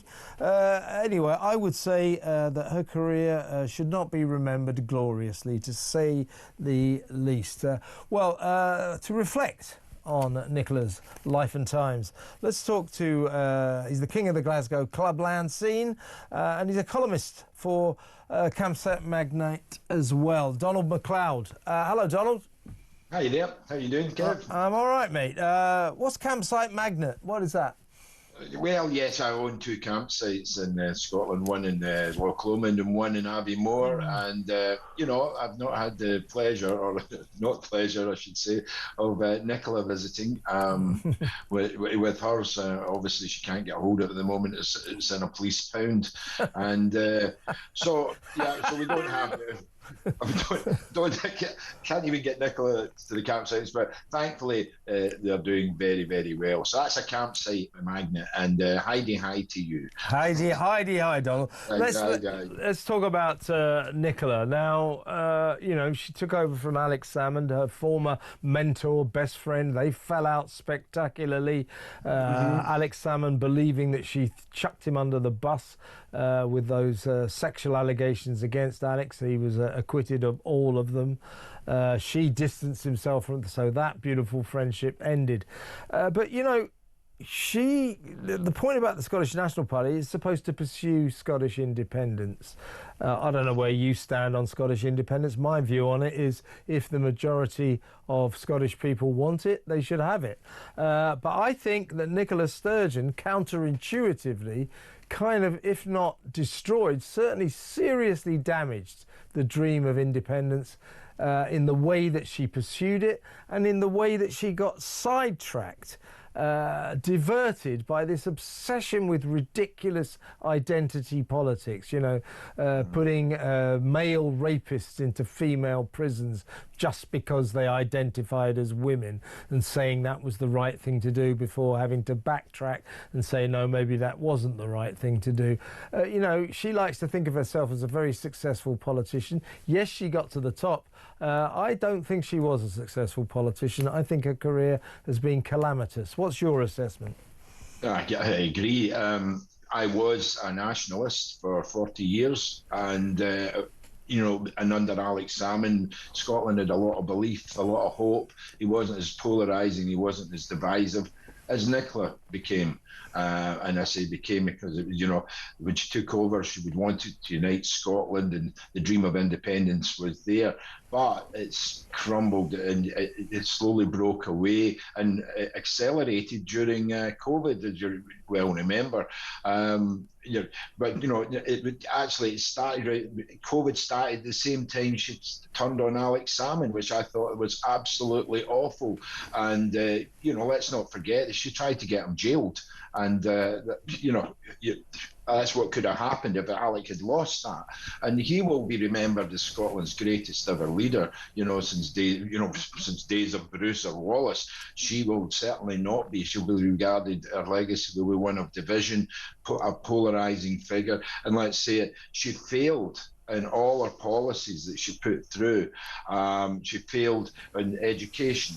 She failed in the NHS. She failed in driving down drug deaths. She failed, and more, horribly, was the care home deaths during COVID. And the inquiry finds out that she deleted her WhatsApp messages. You couldn't make up. She failed in building of ferries. Remember, we launched ferries. Oh, the ferries! I remember that. Yeah. 350 million quid and rising, I think it is, and they'd painted on windows, and they still aren't working properly. The list of catastrophes just grew and went on and on. And yeah, during COVID, she started off fairly, firm, and people relied upon her and listened to every word. But she used that as politicise the differences between UK and Scotland, and nobody was caring about that. We were all just worried about if we were still going to be alive then the following winter, we would have a business to go to. But she had her daily doomcast, and every day we'd had Nicola up there telling us what not to do and where not to go, and it just battered us down over a year and a half. It locked us down. Yeah. We were the most locked down country in Europe. It was absolutely disgraced, and she failed to support businesses such as mine by taking the money from the British government and putting it into, say, like NHS, with it, just throwing money away at pay rises, British Rail, ferries, and not supporting the businesses on the street like retail, like hospitality. No, her legacy will be one. She'll be remembered for a baby box. That's what she'll be remembered for. Yeah, and my favourite innovation from her was during the COVID crisis when she ordered 6 inches to be sawn off the bottom of school doors to allow ventilation to go through the classroom. Now, you mentioned Alex Salmond, Donald. Yeah. Proud to call him a friend of mine.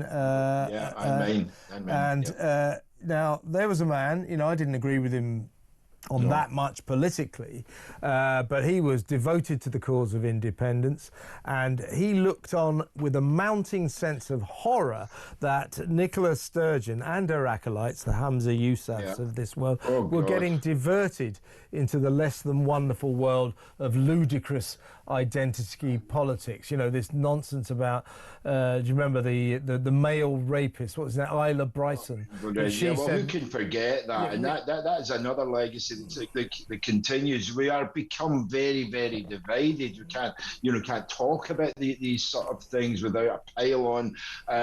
It's just appalling what has happened in Scotland in the meantime. You know, and let's see it. There's 19 MSPs, SNP that are not going to stand for a re-election, and some of them are very good, nice people, and work hard. Michelle Thompson, I can think of one that's supporting for the workers for Grangemouth, but 19 are not standing for re-election. Who are we going to get in their place?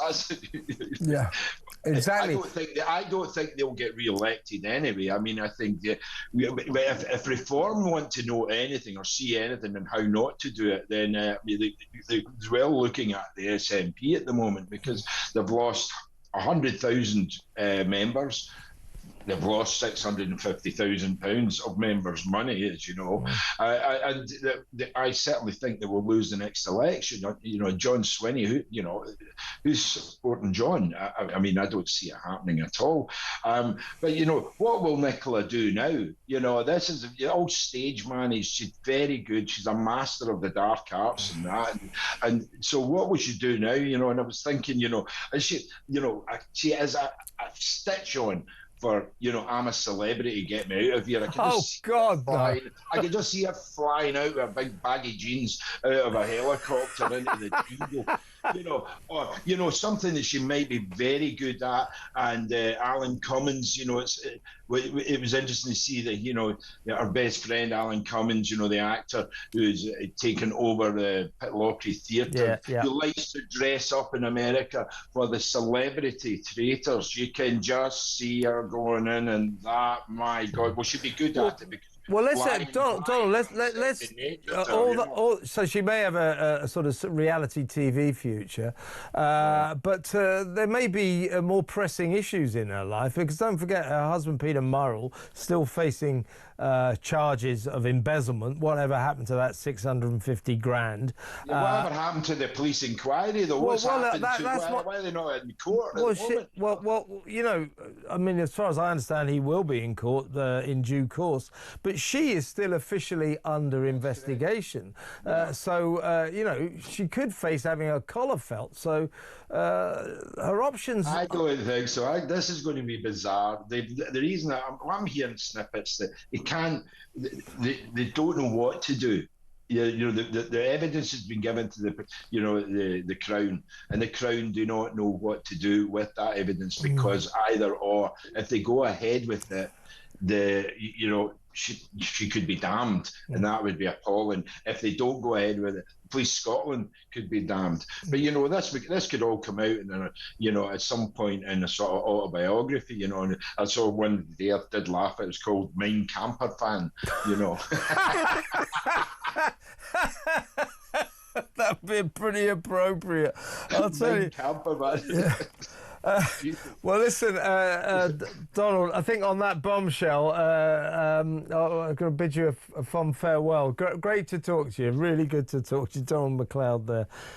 He's the king of clubs in Glasgow. He's got all these clubs and businesses, and he's struggled under the SNP or under Nicola Sturgeon. So I wonder what she will do next. But as Donald said, whatever she does, she'll spin it, and she'll make it look as if she's great. But she's not great. She's had a terrible career. As I say, my view on Scottish independence is if the majority of Scottish people want it, they should have it.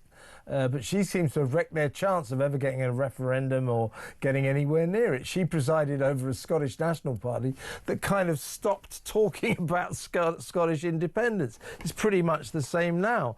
A Scottish National Party that doesn't talk about Scottish independence, it's kind of lost its raison d'etre, hasn't it? That's its central point. That's what it's all about. So she's left them in a terrible state. Humza Yousaf took over. He just did not have the ability to deal with the almighty mess he inherited. So farewell, Nicola. I hope life treats you well. Let's go to break now. When we come back, read some of your messages. Got lots of calls lined up. It's good to talk on Talk. You know what we're talking about. 0344499 1000. See you in a minute.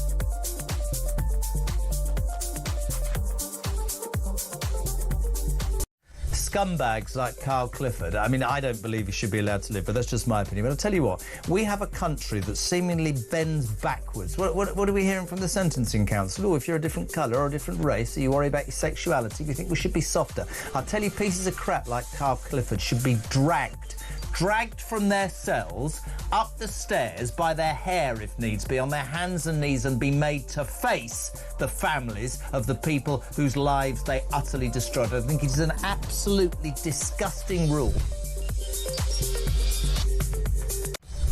No. Across the UK, on DAB+, on your smart speaker, on your smart TV, and on your side. This is Talk. Welcome back. Do you remember my correspondent, a guy who calls quite regularly from Folkestone about the migrant crisis?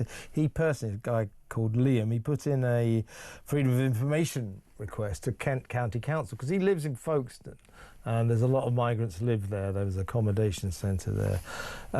So he's got skin in the game, and so he saw them having driving lessons. So he asked Kent County Council, through the wonders of FOI, Freedom of Information, how much they were spending over the last year. Over the last year, the Kent County Council spent £20,143.86 on driving lessons for asylum seekers who might not even be allowed to stay. So, I mean, why? Why would you do that?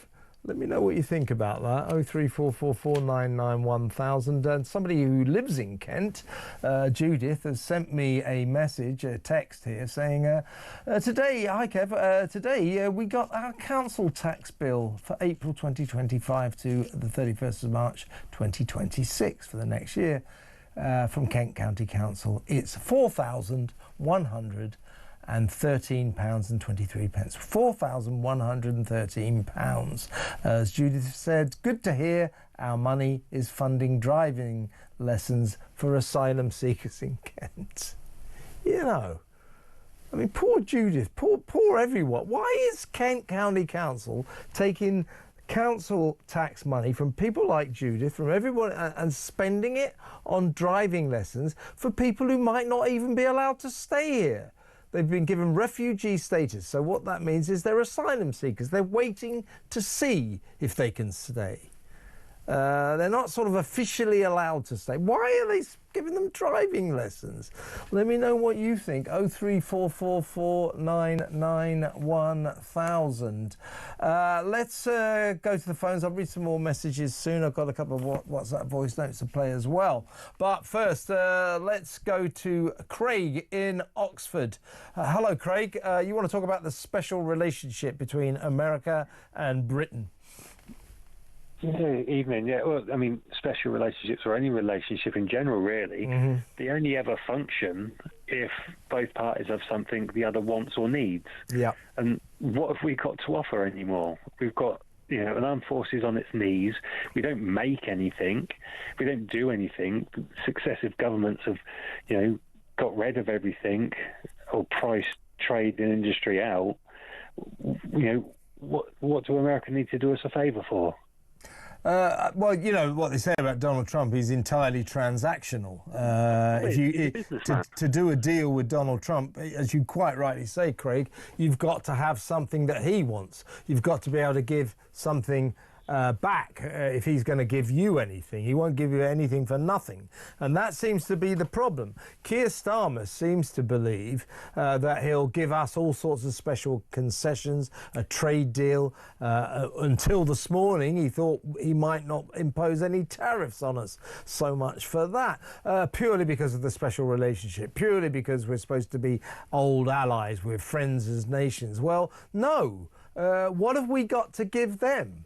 And I think Donald Trump has concluded not very much. Therefore, suddenly, Keir Starmer's contention that we might escape tariffs is for the birds. He's just imposed 25% tariffs on all British steel and aluminium. So Starmer's strutting around, acting a special relationship, me and Donald very close. No, they're not. And this delusion on the part of our Prime Minister, I think, is getting quite dangerous. Well, it is, and I don't know if it's just for the woke and the left that seem to have this, say, delusion that everyone is virtuous and giving, and they're not in it for themselves. It's not the case. No one, especially in politics or big business, does anything for the kindness of their heart. It's all to make money or to benefit themselves. And when they wake up, if they ever wake up, then we might get somewhere. But until then, it's not going to happen. And I've just read about, when I was waiting, the EU have imposed counter tariffs now on Jack Daniels and Harley Davidson stuff coming in. So, that'll teach them. That'll teach them. Yeah, exactly. Because the French, they love. I mean, so many of them ride Harley Davidson motorbikes. You go over to France, they're all drinking Jack Daniels, they're on their Harleys. It's like Easy Rider over there. I mean, what a load of crap. Yeah. I mean, also, but at least they've done something, Craig. We've done nothing. This is what I'm talking about Keir Starmer's, I'm so close I'm friends with Donald Trump being a problem. Because what we're doing, he's imposed tariffs on us, and we're saying, we're keeping a cool head. We're trying to forge a wider trade deal. In other words, we're just because Keir Starmer acts like he's got a special friendship with Donald Trump. By the way, spoiler alert, he doesn't. We're not doing anything. We're not responding to America's tariffs at all. That's ridiculous. I mean, it is, but how much is it actually going to impact us? Like I said, we don't make anything, we don't offer anything. So, Well, it's going to. We're already being impacted because he's just put a 25% tariff on all of our steel and all of our aluminium. Well, we don't make any anymore, do we? Well, we do. Honestly, no. We've got an industry, and it's going to be seriously damaged by this. But we should be responding. We shouldn't just sit there and say, we've got a special relationship. As far as Keir Starmer is concerned, the special relationship seems to consist of them trampling all over us and us doing nothing about it. I don't think counter tariffs are the answer, though, unfortunately. I say he's a business. Well, they have to be. Craig, they have to be. You can't just let him impose tariffs and do nothing about it. No, but you could go to him with some form of trade deal to what trade deal? What? You just what do you mean?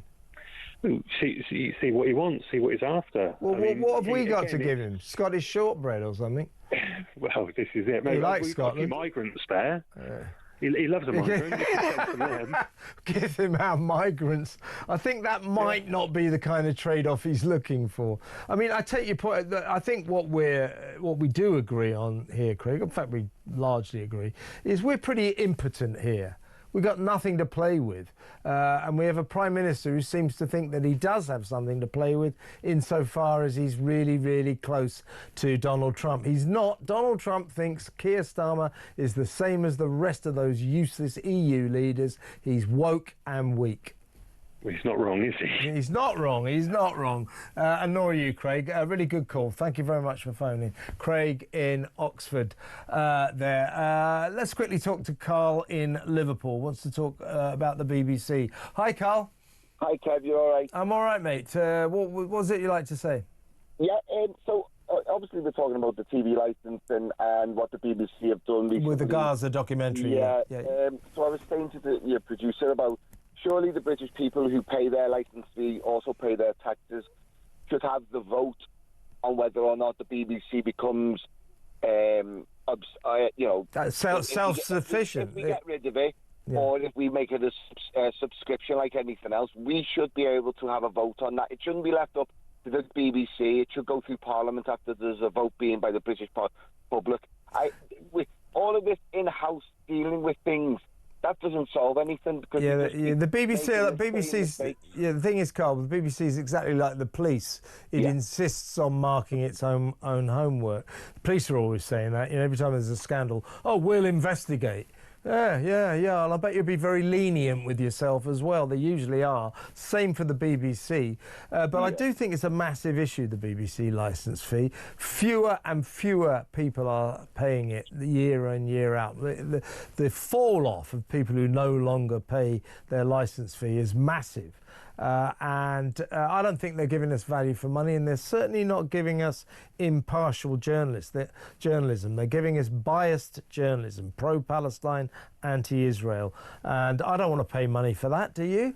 No, not at all, Kev. But I think it's a waste of time. But if I might just add as well, the conversation you had with about the gentleman in Kent speaking about. Oh yeah, Liam, yeah. So I'm from Liverpool, obviously.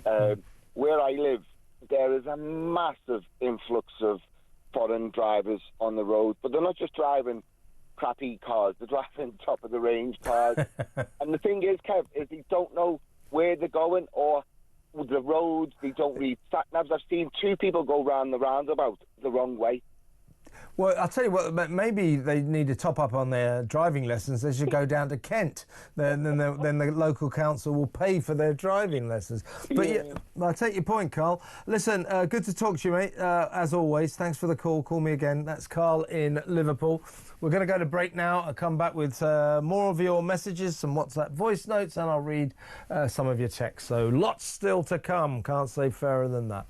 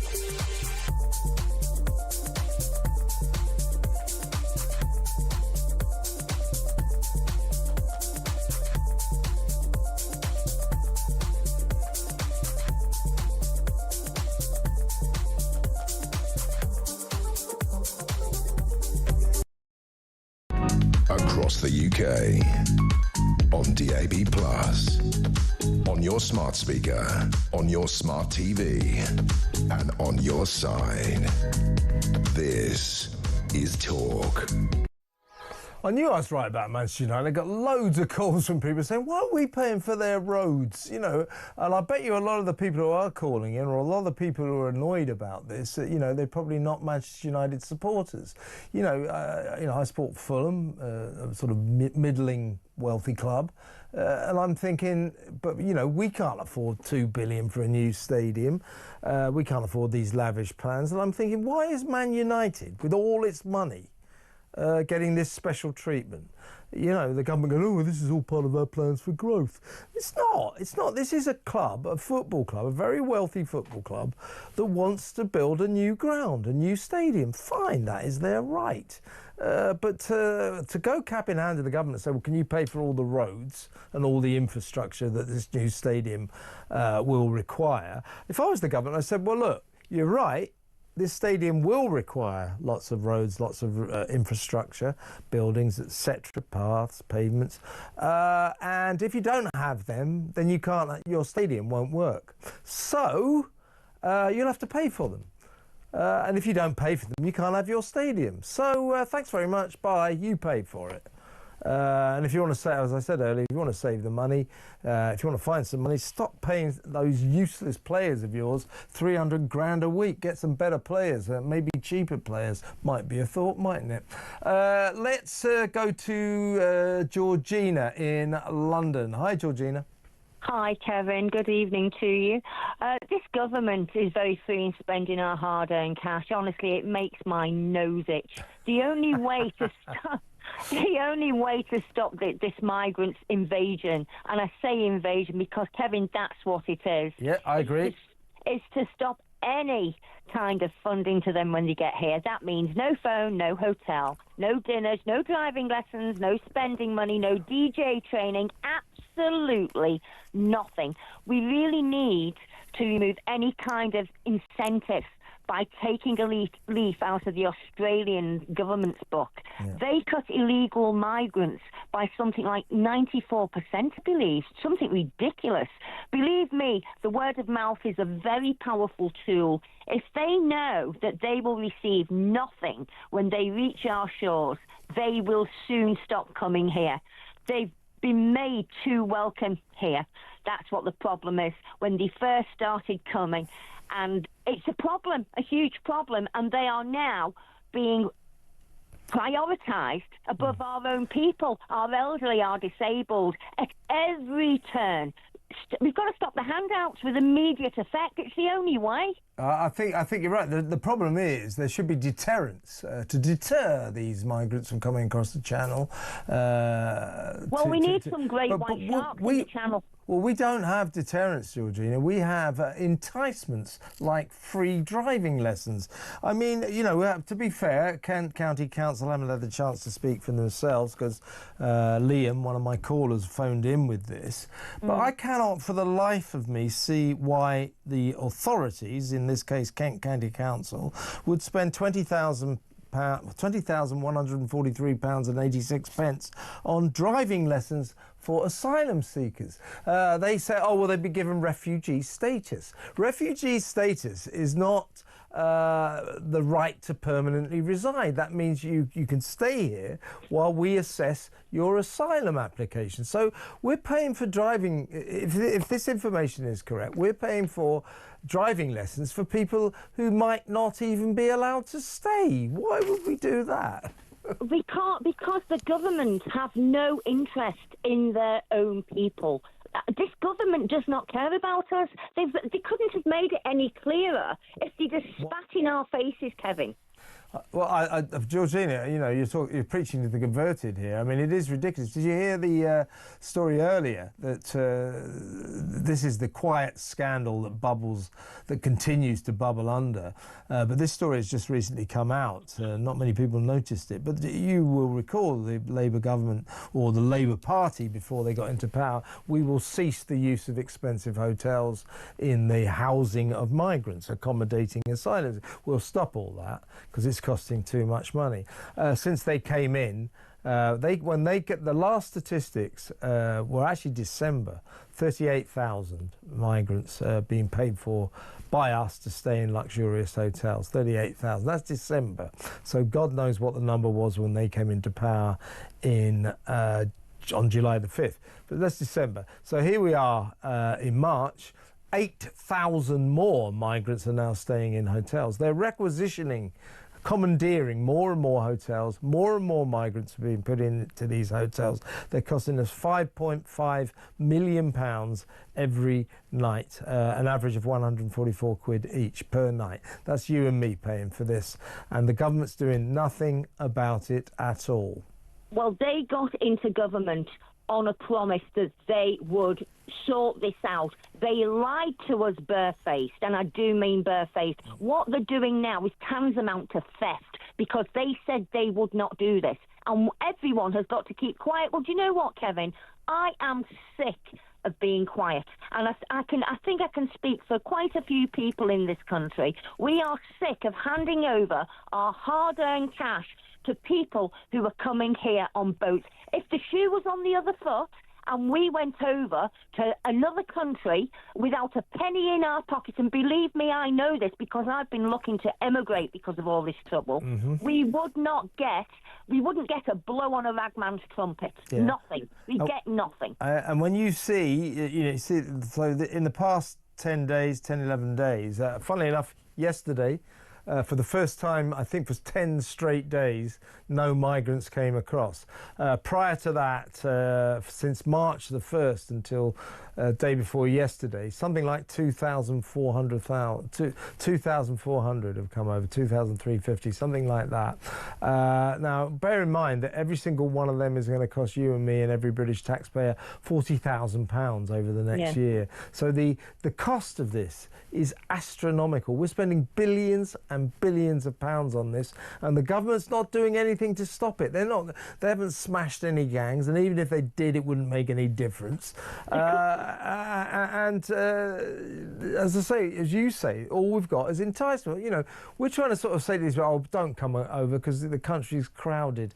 But if you do come over, if you do manage to illegally break into our country and get onto the beach, what we'll do for you is we'll give you 45 quid a week. We'll put you in a 4-star hotel. We'll give you free doctors, free dentists and free lawyers to fight your case to stay here. Plus also, did you know that over the past 5 years, do you know this, Georgina, there's a thing called Asylum support.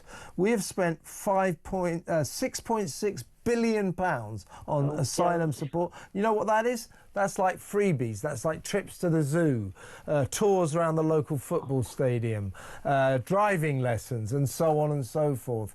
We are just suckers. It's insane. Well, my emotional support dog is going to have to go and see a therapist because, honestly, I can't take much more, Kevin. I can't, honestly. I'm so glad I've got it off my chest. Thank you for taking my call. You're always welcome. You call me any old time. I know you do, and I value your calls. I feel sorry for your support dog, but I've got one too.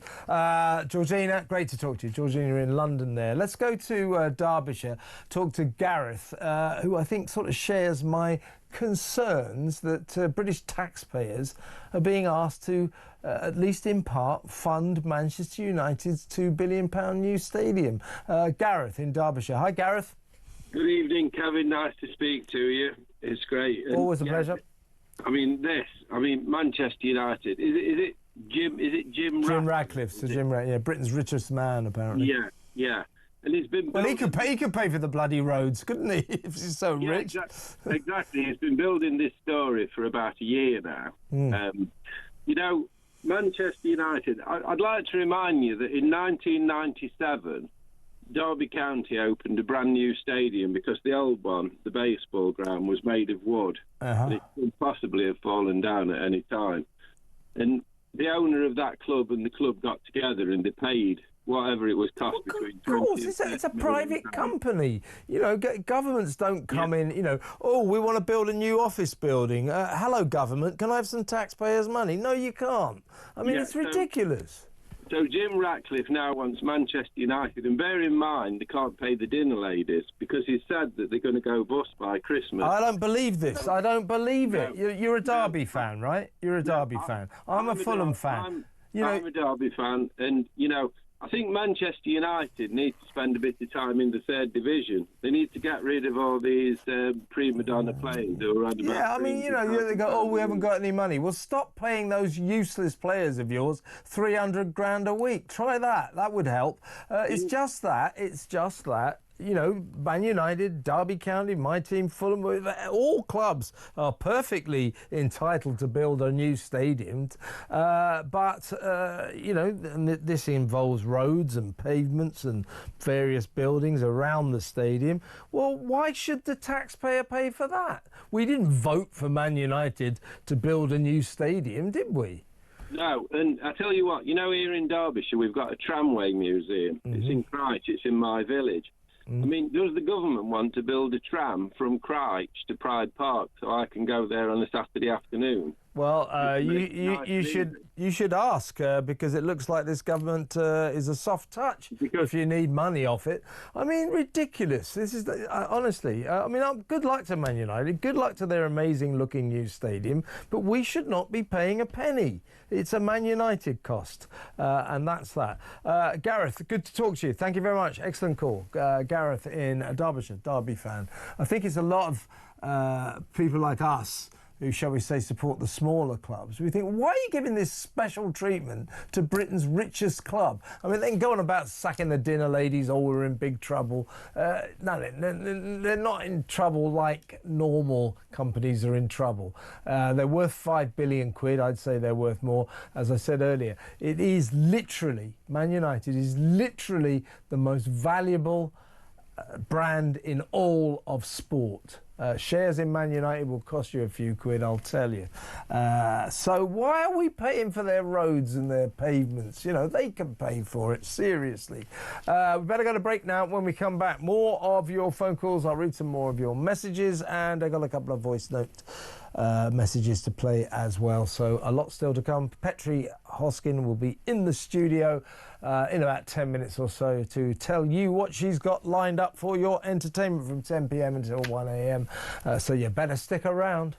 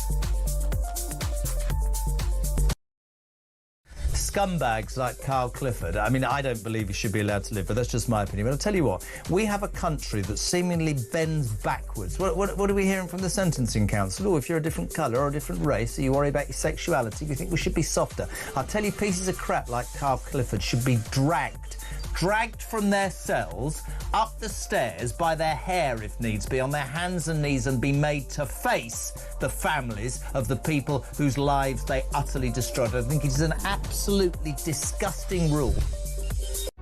Across the UK, on DAB+, on your smart speaker, on your smart TV, and on your side. This is Talk.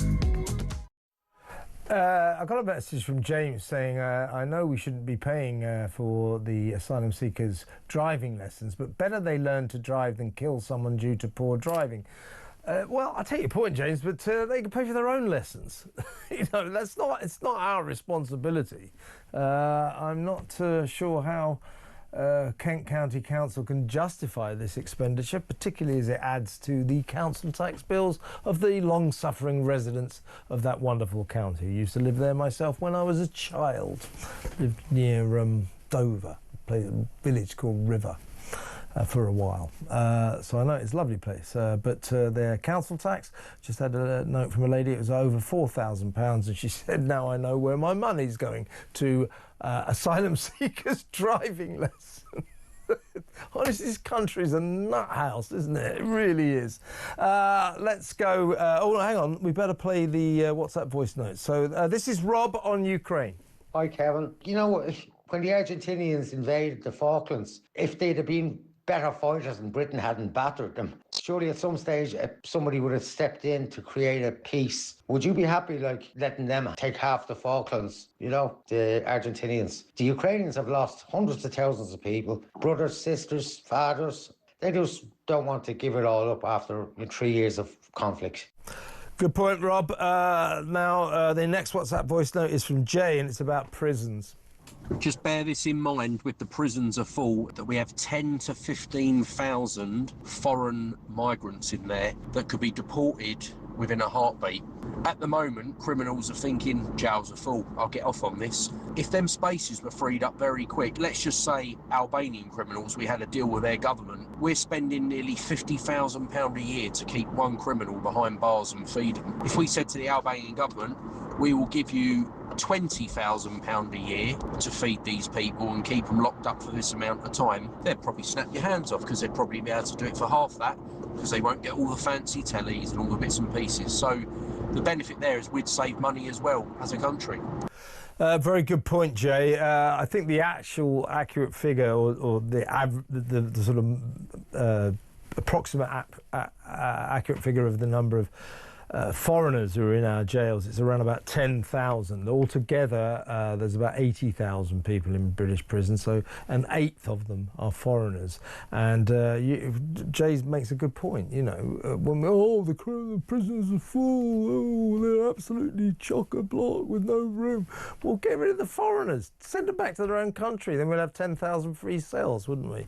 Or 10,000 free beds. I'm not sure you get your own cell when you're in jail, if you know what I'm saying. But anyway, good point from Jay there. Let's go back to the phones and talk to Sean on the Isle of Wight. Hi, Sean. Hiya. You right? Yeah, I'm good. Man United. Yeah, I was just thinking to myself when you went on about the stand, the new stadium would be funded by them. The land around the stadium that's going to be regenerated isn't owned by United. Well, I know that they're paying for their own stadium. Now, the land around it, you know, say be regenerated. Well, you know, it's only being regenerated because of the stadium and because of Man United's decision to build their own stadium, which they're perfectly entitled to do. So why should taxpayers have to pay for that? If you need infrastructure around the stadium, without that infrastructure, the stadium can't function. So Man United need to build their own infrastructure, don't they? Otherwise, their stadium won't work. Why should we be footed with the bill? Yeah, but there's other stadiums that have been funded by the taxpayers. Well, that doesn't make it right, does it? What other stadiums? Man City Stadium, that was built for the Commonwealth Games and then gifted to them. West Ham Stadium was built for the Olympic Games with all the infrastructure. Well, it wasn't built by West Ham, was it? No, it was built by the taxpayer for the Olympics. Yeah, but it wasn't built by West Ham. Well, it doesn't make this right. I don't think taxpayers should. I don't mind paying for, say, Wembley or something like that, because that's a national stadium. The other thing is, with the road system around there, if Man United paid for the roads, then the roads are private roads, so they can't be used. No. Why would they be private? Why would they be private? I say Man United pay for the roads, and then they become public roads. Well, they wouldn't be public roads, would they? Because they wouldn't have been provided by the public. They would have been provided for by a private. I don't think you're thinking this through, Sean. Think about, okay, one more time, right? Manchester United pay for the roads because they need them, because of their new stadium. And they have to gift those roads to the public. They have to do that. Because otherwise they can't. You think Manchester United are going to go, right, we've built this £2 billion stadium, it's amazing, New Trafford, but there's only private roads around and we're not going to let the public get anywhere near it. You think they're going to do that? Well, no, but the roads aren't only going to be for the stadium, are they? They're going to be for the houses. Exactly right. Man United can pay for them. No, they should be paying for all the roads. No, why? Of course they should. It's not our decision. We're not asking for a new stadium. They are.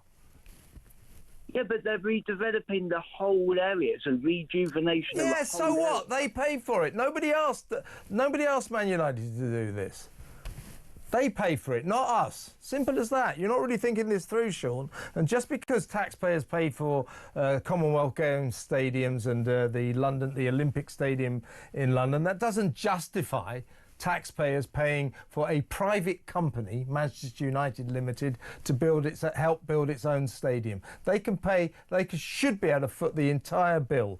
Don't be such a sucker, Sean. That's my final message. Thanks for the call. Sean in the Isle of Wight. Let's go to John in West Lothian. Hi, John. Good evening, Kevin. What a show you've got tonight. Goodness me, there's so many topics that we could all talk on. But let me concentrate on one to begin with. Go on.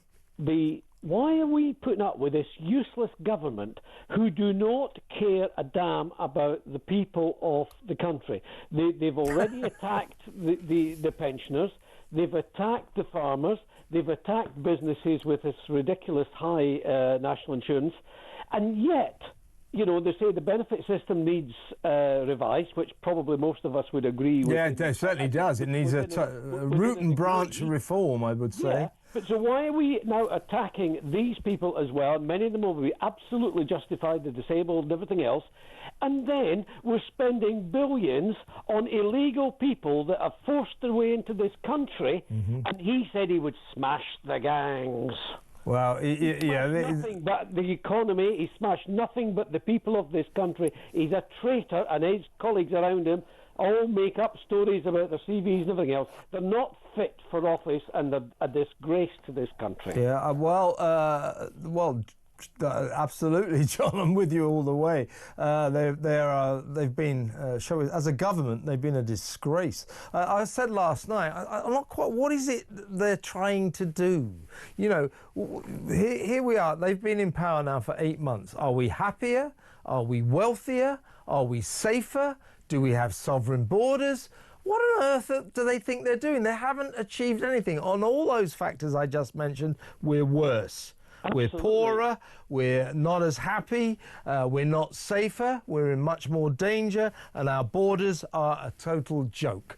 What exactly is this government trying to achieve? I just don't know. Well, I think they're just trying to destroy the country, actually. Kevin. Well, I think it's a fair enough interpretation because it's either incompetence or it's deliberate destruction. I couldn't agree with you more. John, I've got to move on, but really good call. Thank you. Call me again. John in West Lothian. Just got time to squeeze in, if I can put it that way, from Manchester.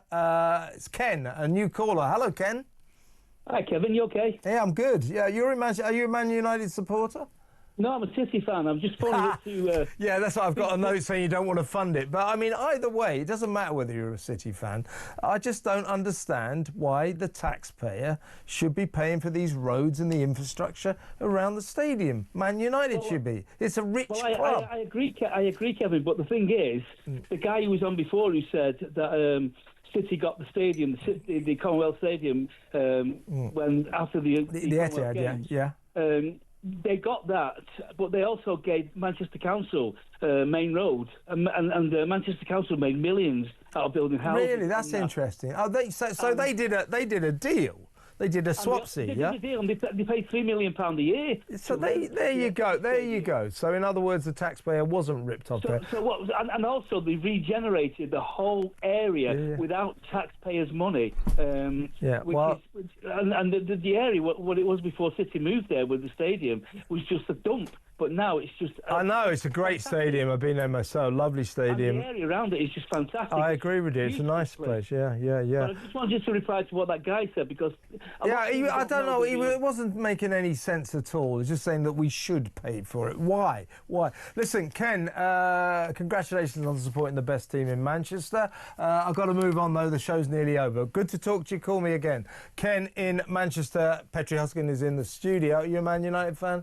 My son is. Yeah. Do you think we should be paying for the roads around the new stadium? I think it's supposed to be a multi-use stadium, so... It's not. It's purely football. No, it's not. It is. Multi-use. No, it isn't. It's football only. Well, I think, yeah. It's Man United Stadium.